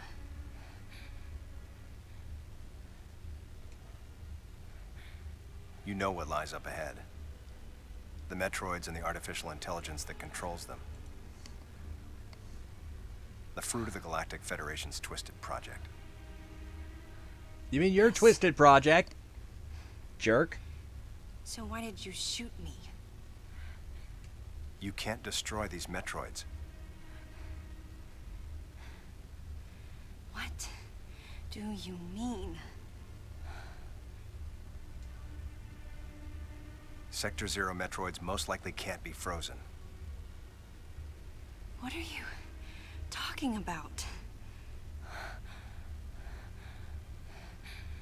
There's a strong likelihood that the Metroid's mortal weakness, the vulnerability to cold, has been overcome through genetic manipulation. So how did you kill it, If that's jackass? true, there's no way you can destroy them. But that baby earlier, the infant Metroid, you were able to freeze it. Yeah. True. My guess is that it was because it was still in a larval stage. But who can say? But again, One that thing's for certain. why They're definitely propagating Metroids. Developing bioweapons with an obvious and fatal flaw would be suicide. It's hard to imagine the military mass-producing defective weapons. Then again, none of this makes sense. Metroids are lethal. Their extinction was a wise decision. And now, since no one has the technology to defeat them, they cannot be allowed to exist. Hang on, Adam. First, I need to know why you're credited as the creator of the Metroid Military Program Report.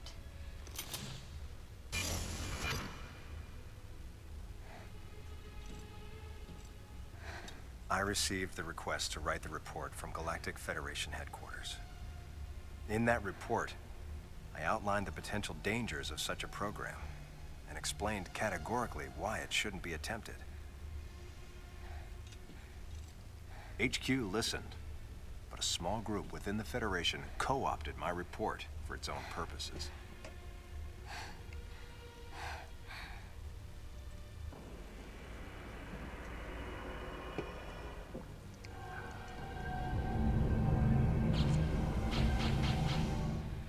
Samus, you'll be fully recovered soon. I have several missions for you. This facility appears to be on an intercept course with Galactic Federation HQ. If what Madeline Bergman said is correct, there's a distinct possibility that this is the start of an attack by MB against the Federation. One way or another, some sort of attack is clearly imminent. You have to find a way to divert the ship off its intercept course. I've located a survivor in room MW, toward the rear of the Bioweapon Research Center. Whoever it is will be a key witness. Secure the survivor's safety, and defeat Ridley. He's as much of a threat as the Metroids. And one last word of warning. Madeline Bergman is no ally.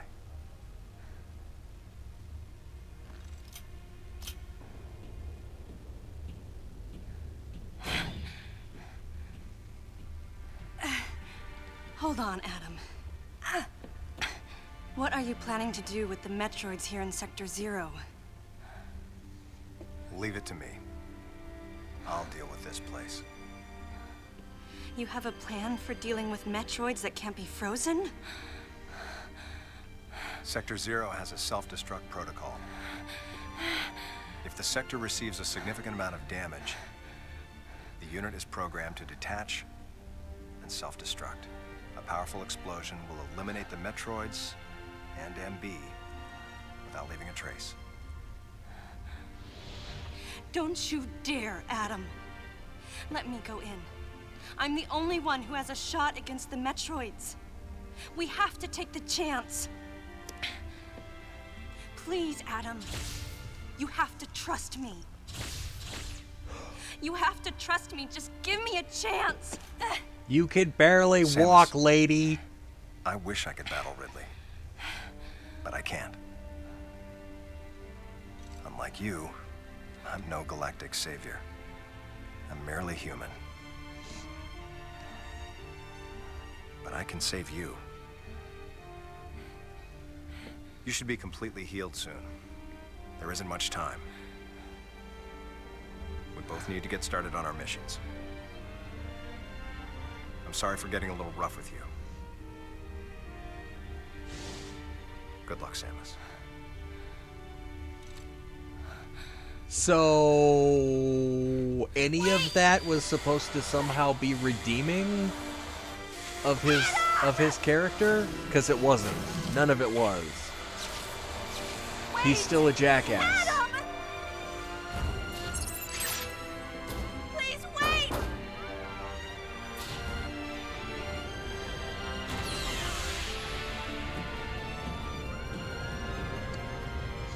He's still a jackass that shot you for no reason.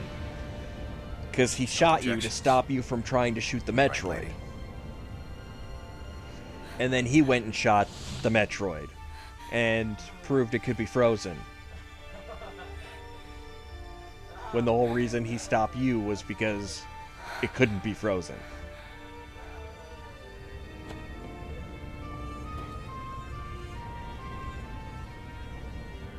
And he's the one who wrote the report that kickstarted this whole program in the first place, because he was asked to by the Galactic Federation. And now he's here to shut it down for the Galactic Federation. Because within the Galactic Federation are people who took his report, probably the same people that asked him to write it to start this whole thing. Come on! His story, if any story, is full of holes.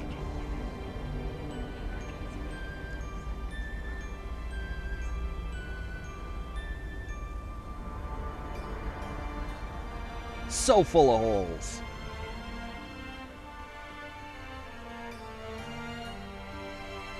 And none of that was redeeming to his character.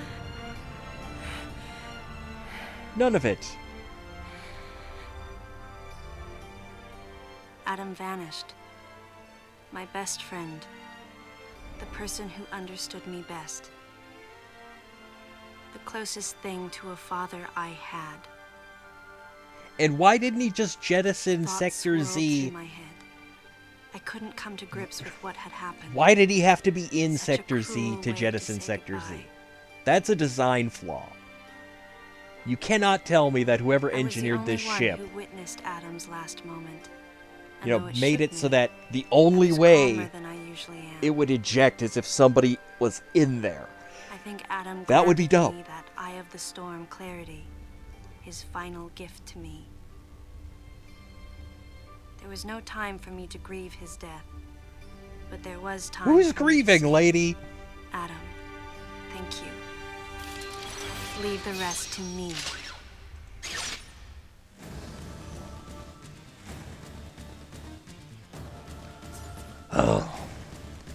I ain't grieving this loser's death. This whole thing's been stupid. Incredibly stupid.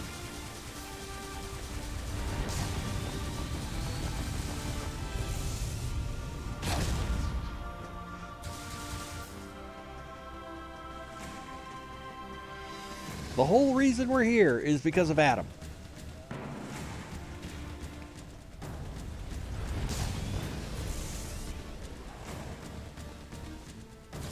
The whole reason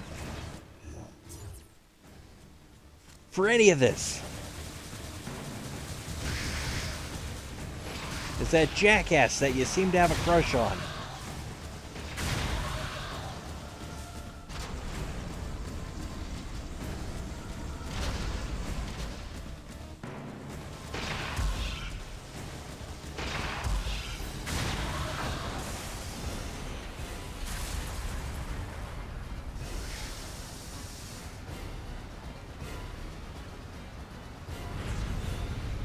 Okay.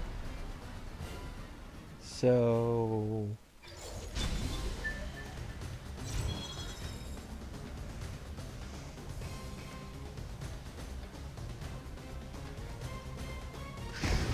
we have gravity suit now.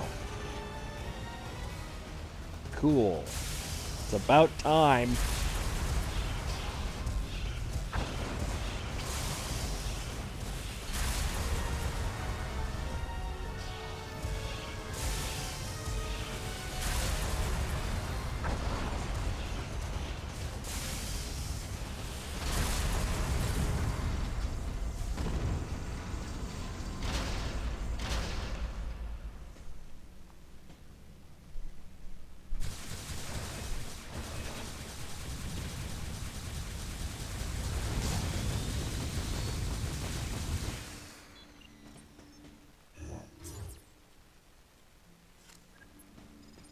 Data restored.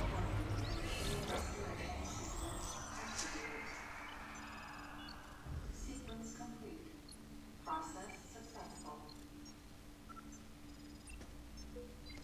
I still have so many issues with the plot.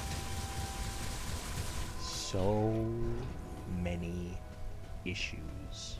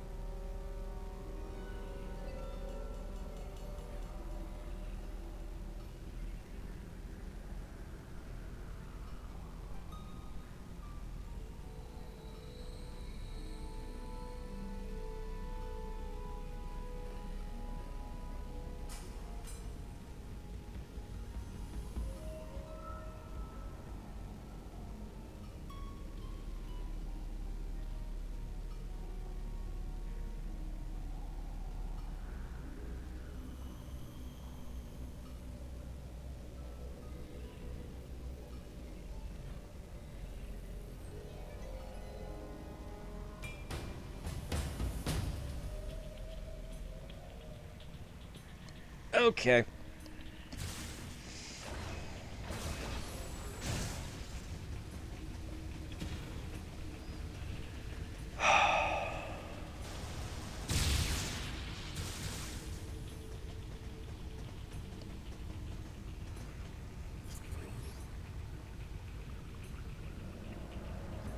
We're going to have a another boss fight here.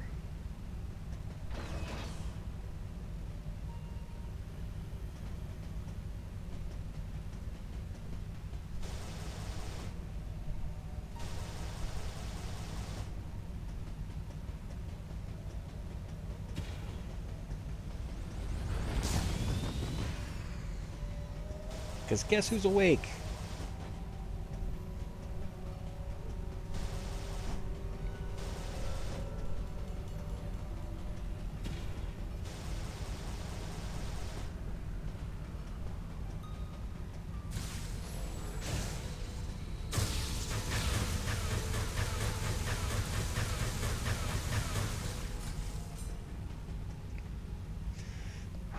That's right.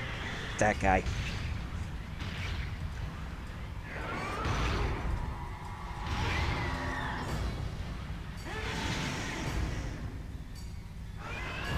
Our gravity suit is supposed to make it easier to fight him. There will be a...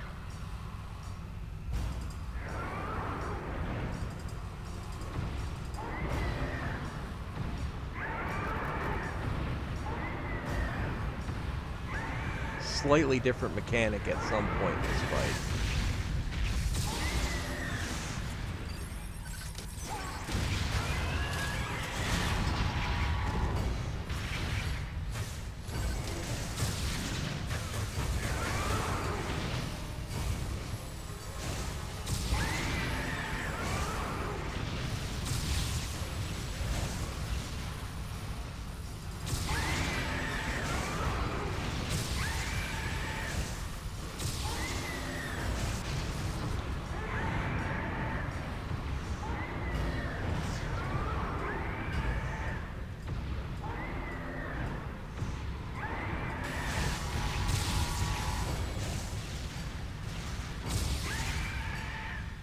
Come on.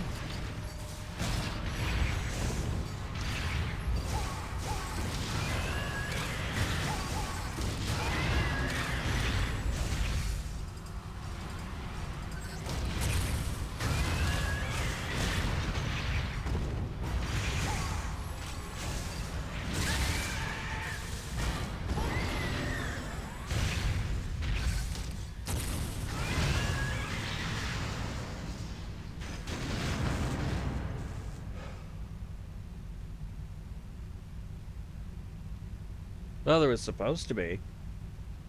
But... I don't know. That didn't really seem to do anything.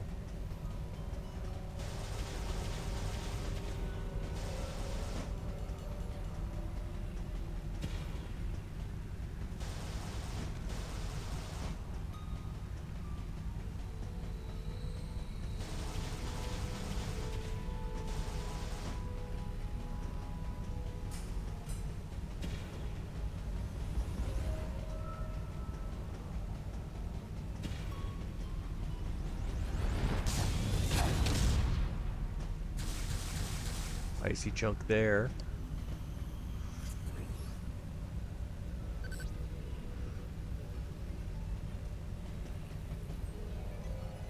Yeah. Yeah.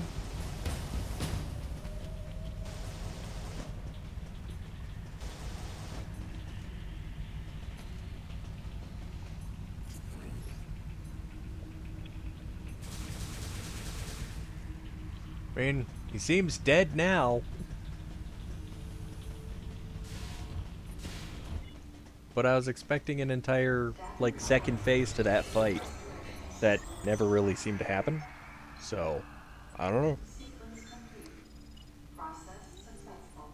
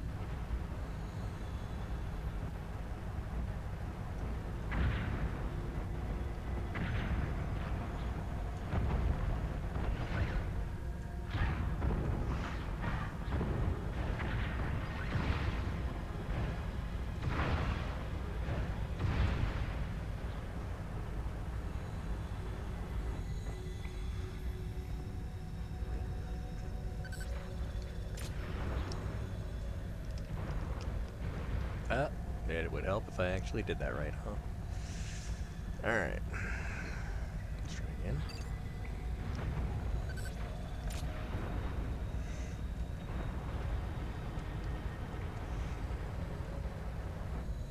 There we go.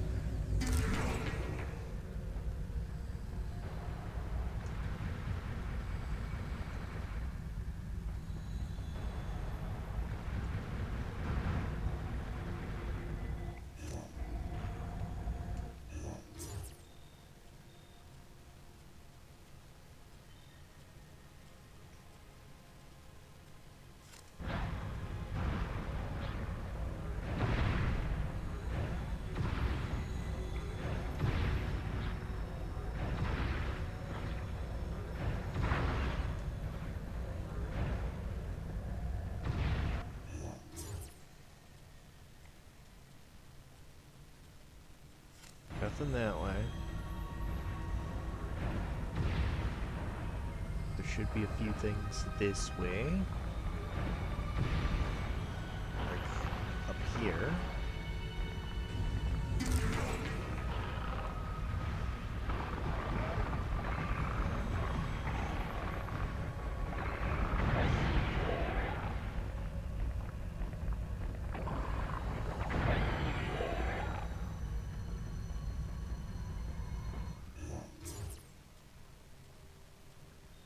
Alright.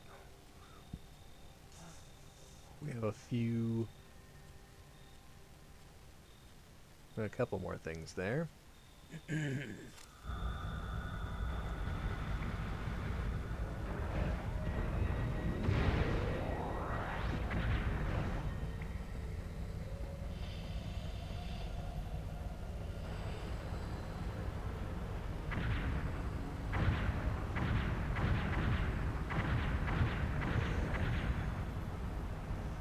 We've received quite a few upgrades this session that have made this game a lot easier to tolerate.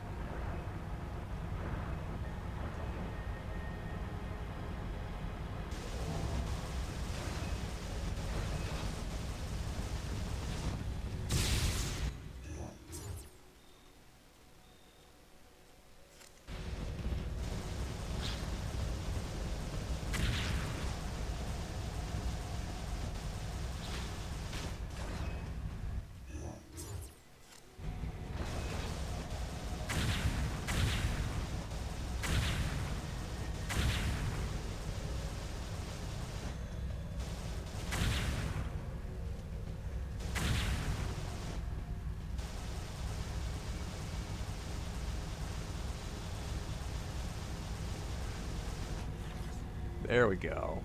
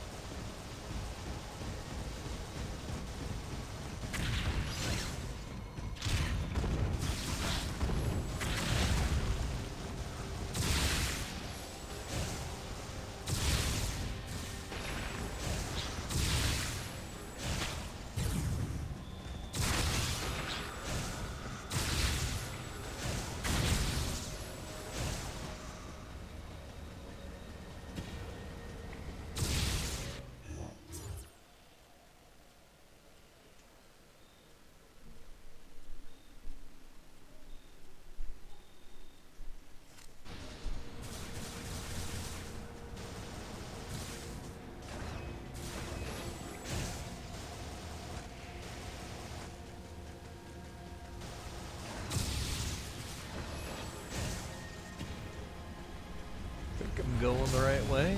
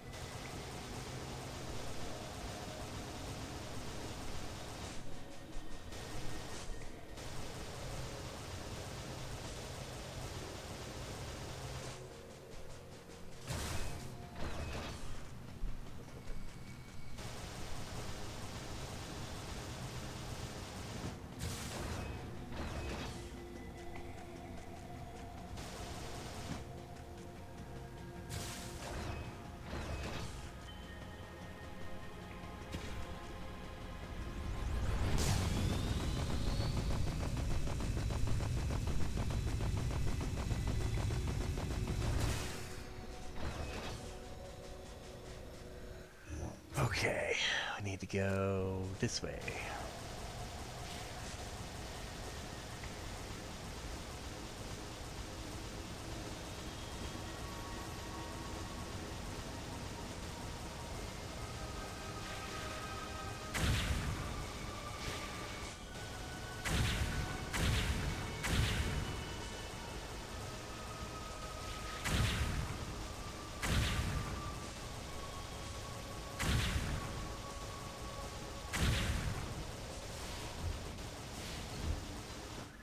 Screw attack. Super handy. Sequence complete. Process successful.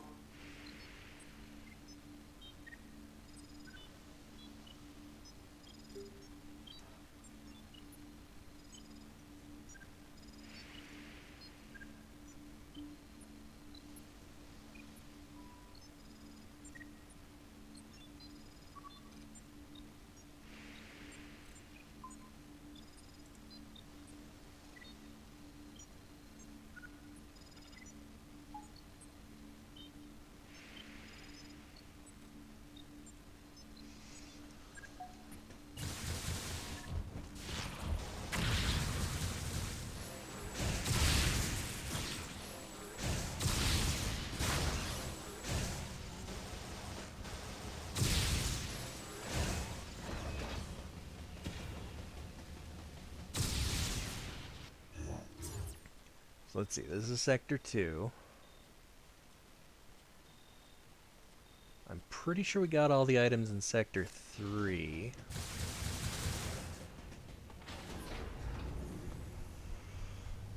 So now we just need to go to Sector 1 and, This elevator is bound for the main sector.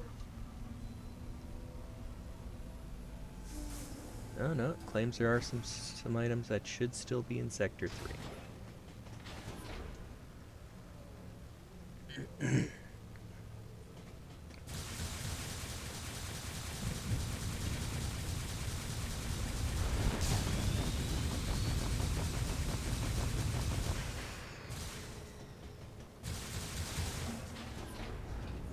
But we'll go to Sector 1 first. This elevator is bound for Sector 1.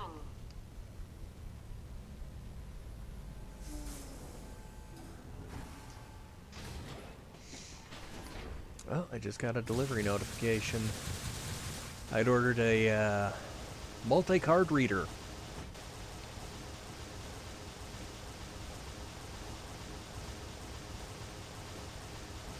So I used to have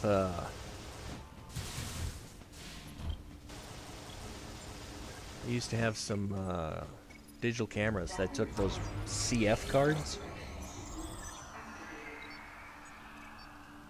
Sequence complete. Process successful. And while I no longer have the cameras, I still have the cards. And, you know, the cards are just like any other storage media. It's, you know, you can store pictures taken on your camera on them, or you can store other things. I honestly have no idea what's on these cards at this point. They could be blank, and if they are, great. I have you know, some small little, like, sticker-sized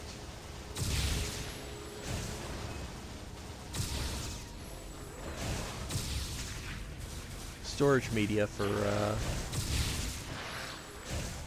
what are you?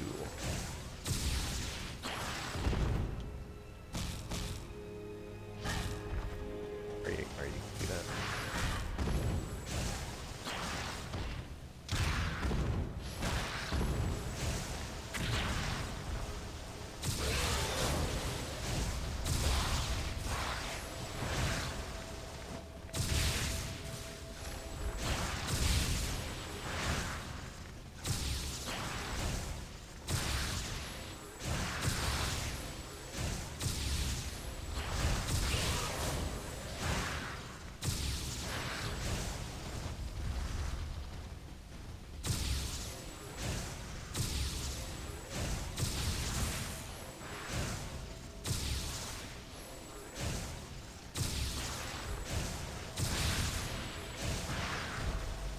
What would be great is if any of the storage media that I have lying around still holds any of my old, super old projects.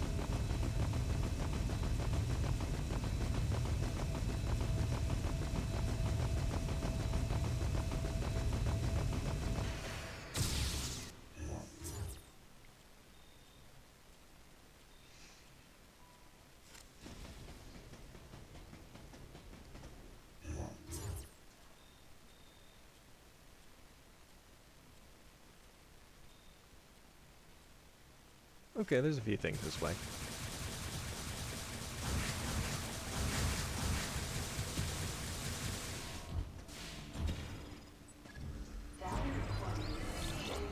We still don't have the power bomb, though.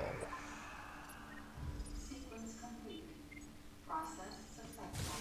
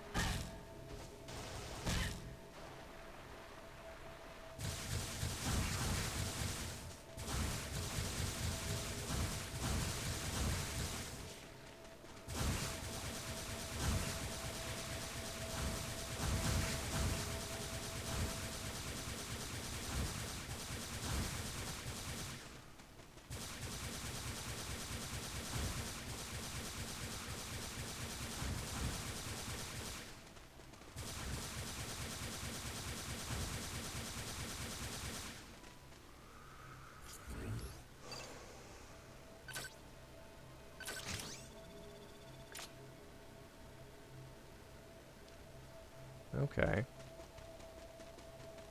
So I can speed boost my way back up there.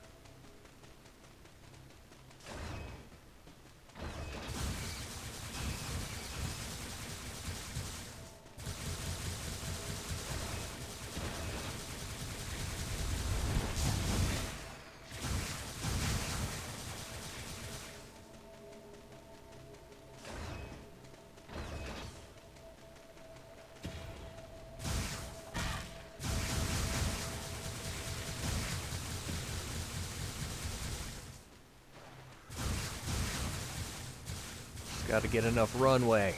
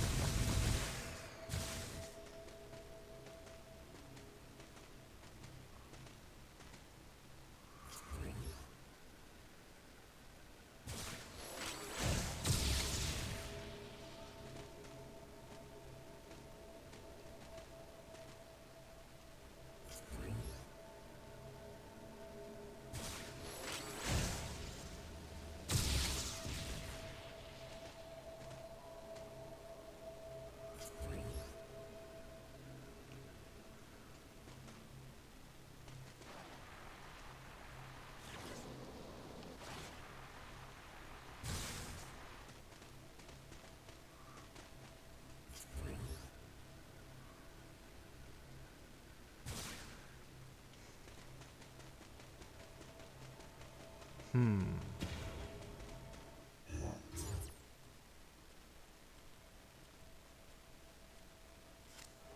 gonna have to go with no. We can't get up that way.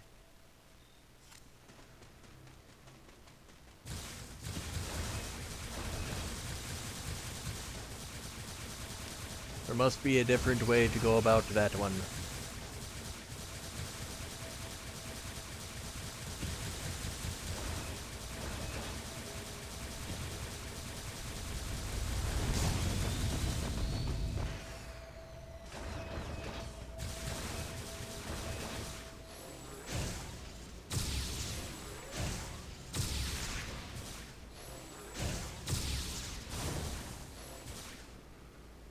Okay. Over here, there is something.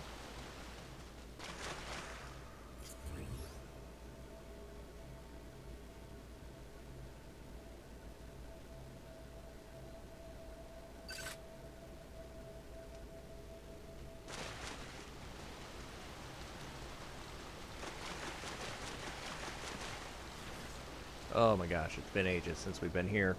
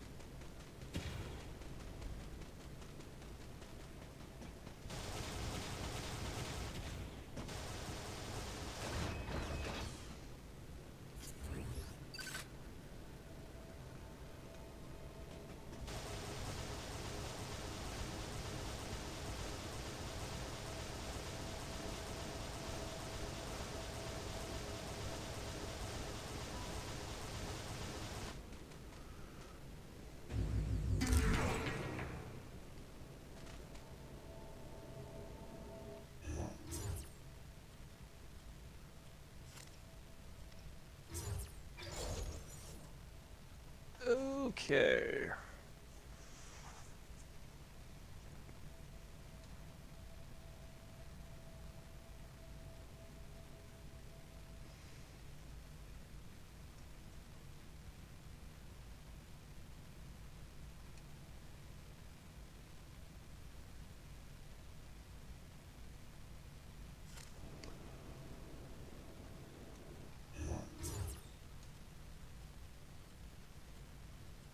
So we got that part finally.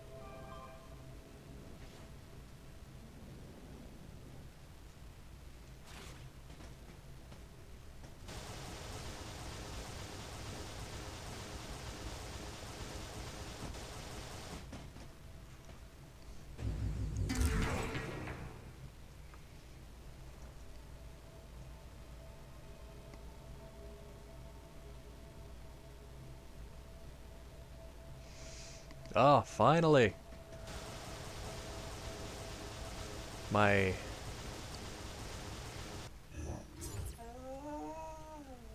web hosting went through. I have been waiting on that for way too long. Way too long.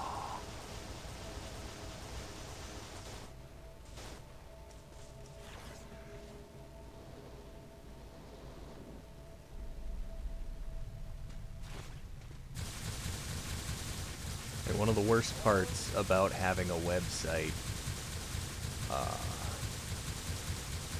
through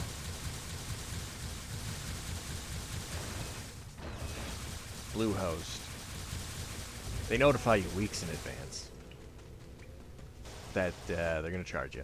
Which, you know, yeah, they're going to charge you. That's fine. What I wish they would do is let you just decide, you know what, I have the money now. Take the money now.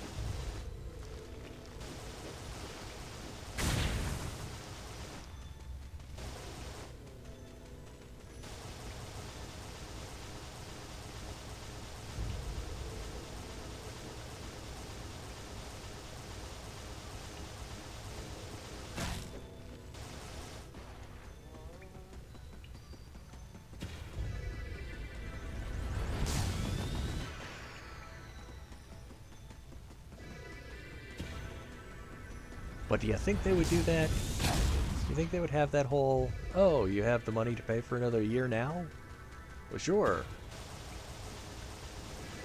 You could lock in your year at the current rate that you're paying, no problem.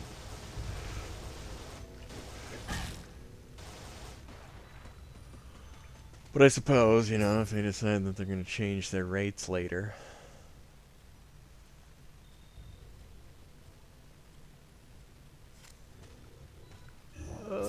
Which way am I going? Do I want to go up? Do I want to go this way? Is there a door over here? There is. There's a door over here.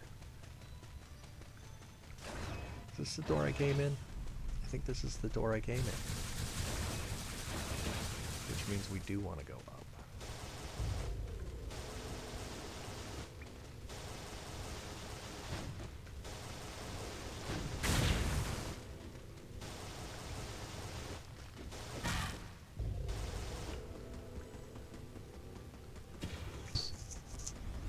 You know, they're not making it easy, are they?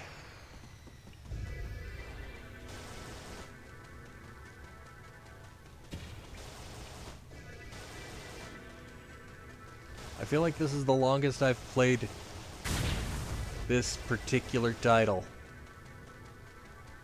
And also the longest I've played without dying.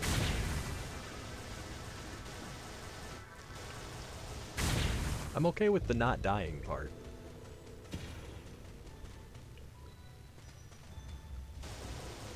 Do we hop in here? Yeah.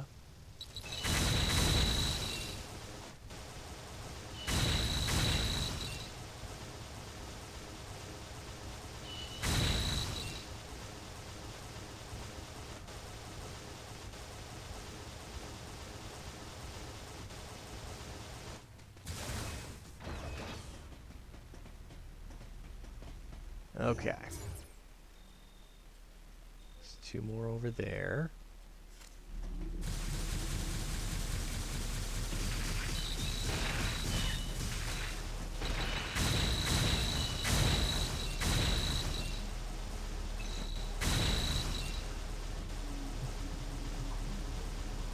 Get back here. Think you just run away from me, huh?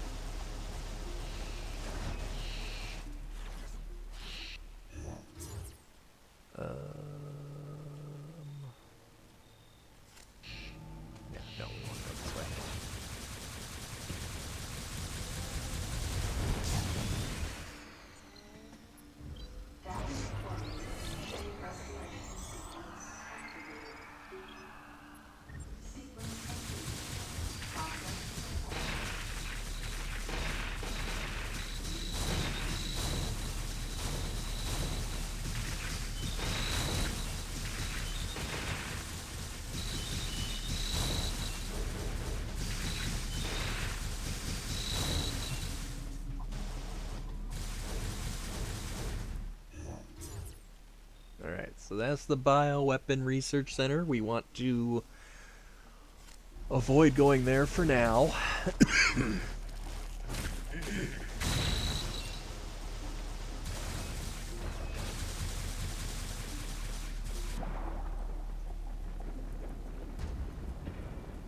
Gravity.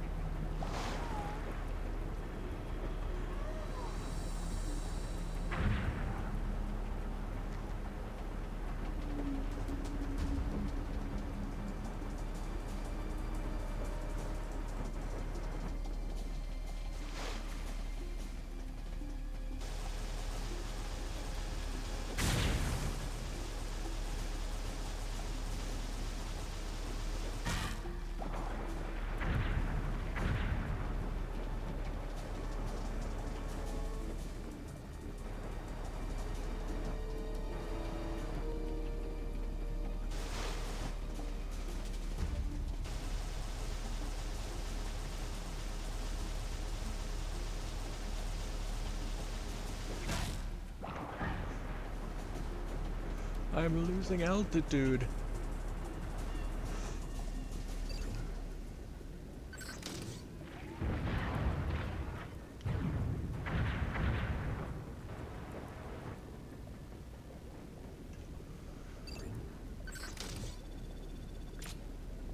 Speed boost. Okay.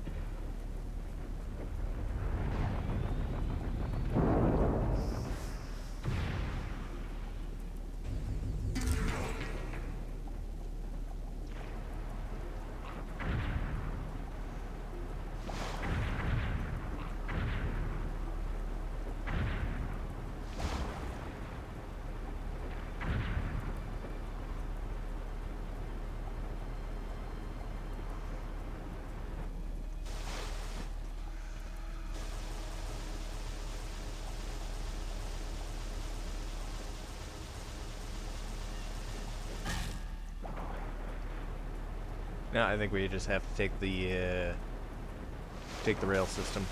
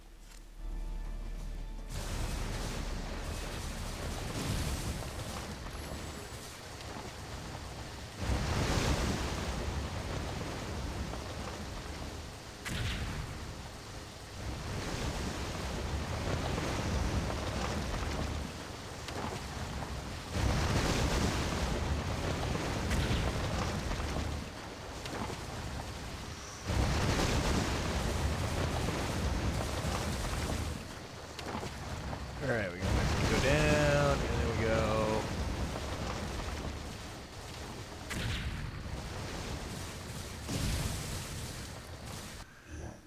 Yes, that works.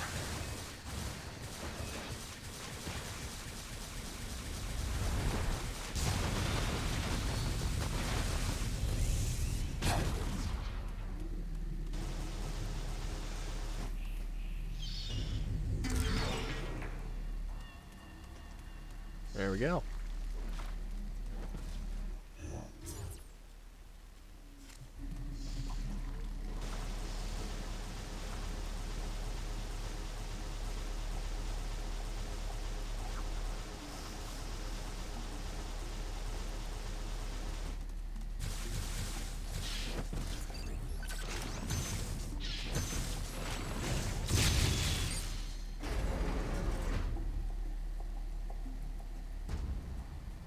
I mean, we don't really need that anymore, but sure, sure.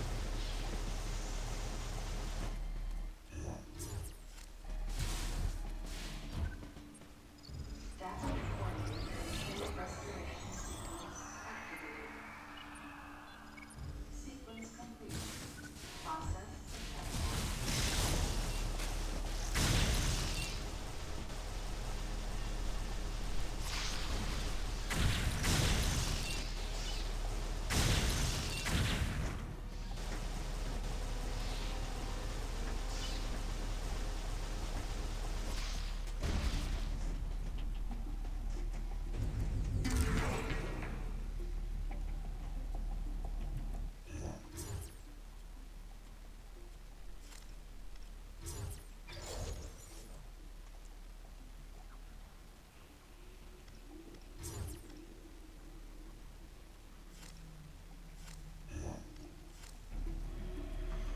All right.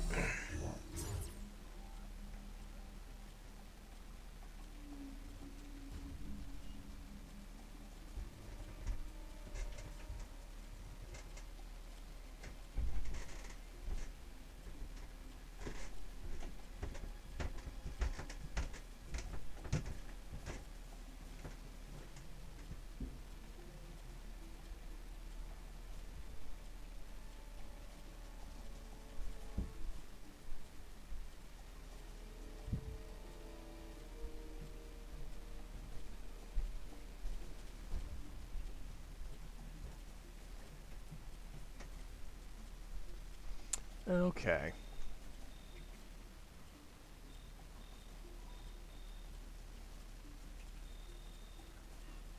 There are still more upgrades for us to get.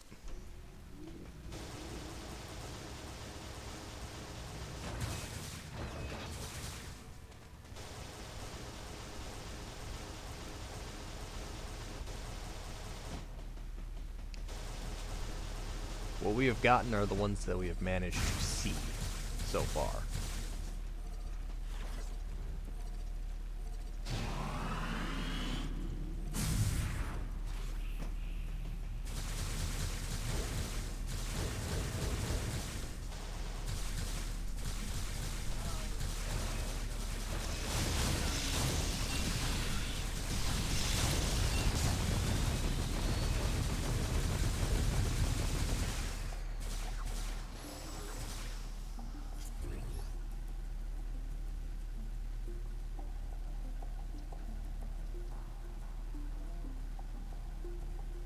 All right.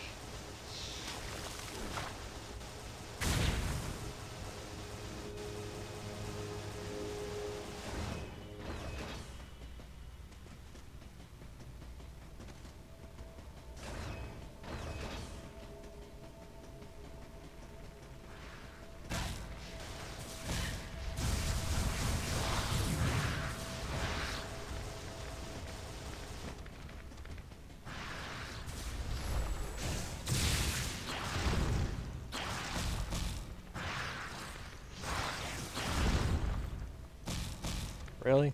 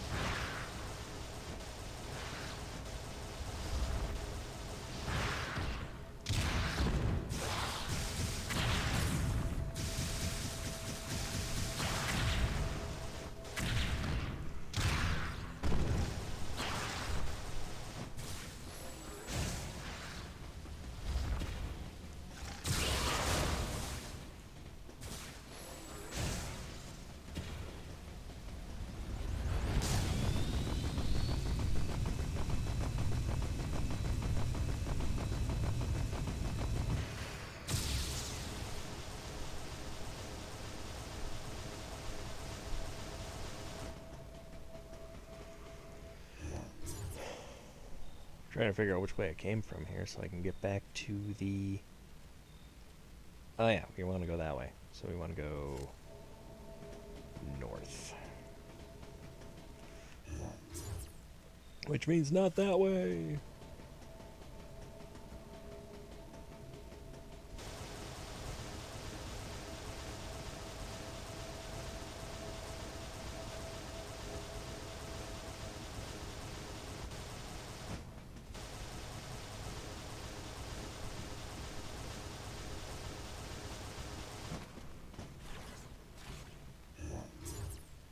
Not that way either. We want to go the other way.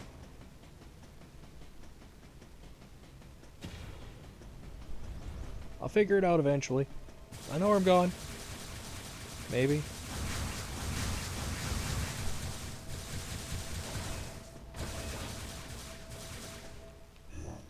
There we go. Now we're going the right way.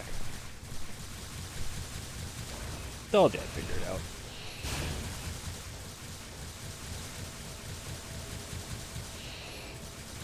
Oh wait, we were just here, weren't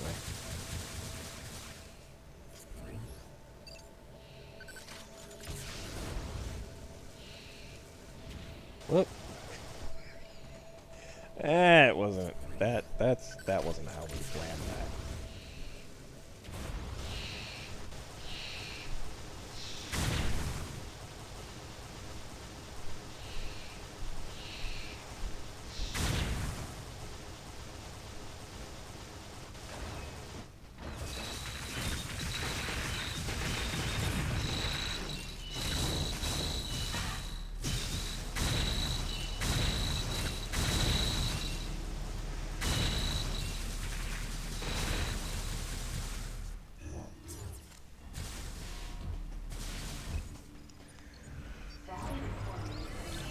Alright, folks. As much fun as this session has been, we're at 3 hours in. And it's still Metroid Other M. However, next time, Thursday, hopefully, the conclusion of this game. Hopefully. Because the Bioresearch Center is up next. Metroid Queen is at the end of that. MB, Mother Brain, is at the end of that. Then there's the Epilogue Main Sector, Epilogue Second Sector, Epilogue First Sector, Epilogue Third Sector. Secret Ending. Boss after the secret ending, and the self-destruct. I'm hoping that that'll be it. That will be done.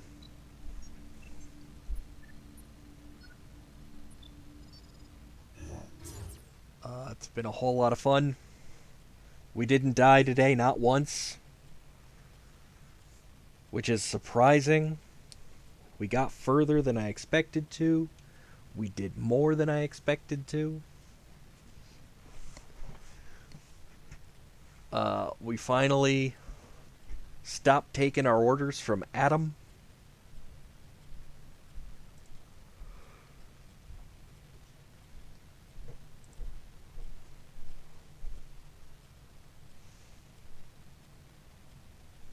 Feel good about where we're at.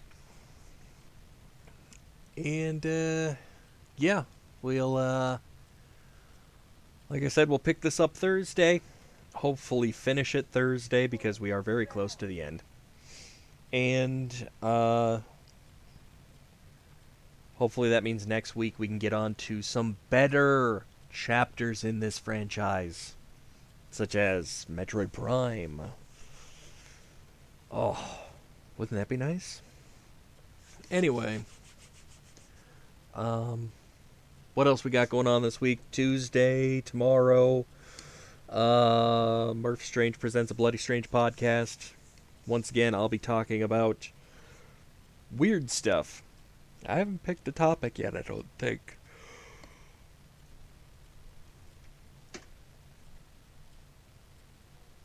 Oh, no, I do. I do have a topic for tomorrow. You'll have to tune in to find out what it is. Find out what we'll be talking about. Wednesday. More Python code. We'll be doing a bit of cleanup work on our graphic user interface, hopefully for the last time.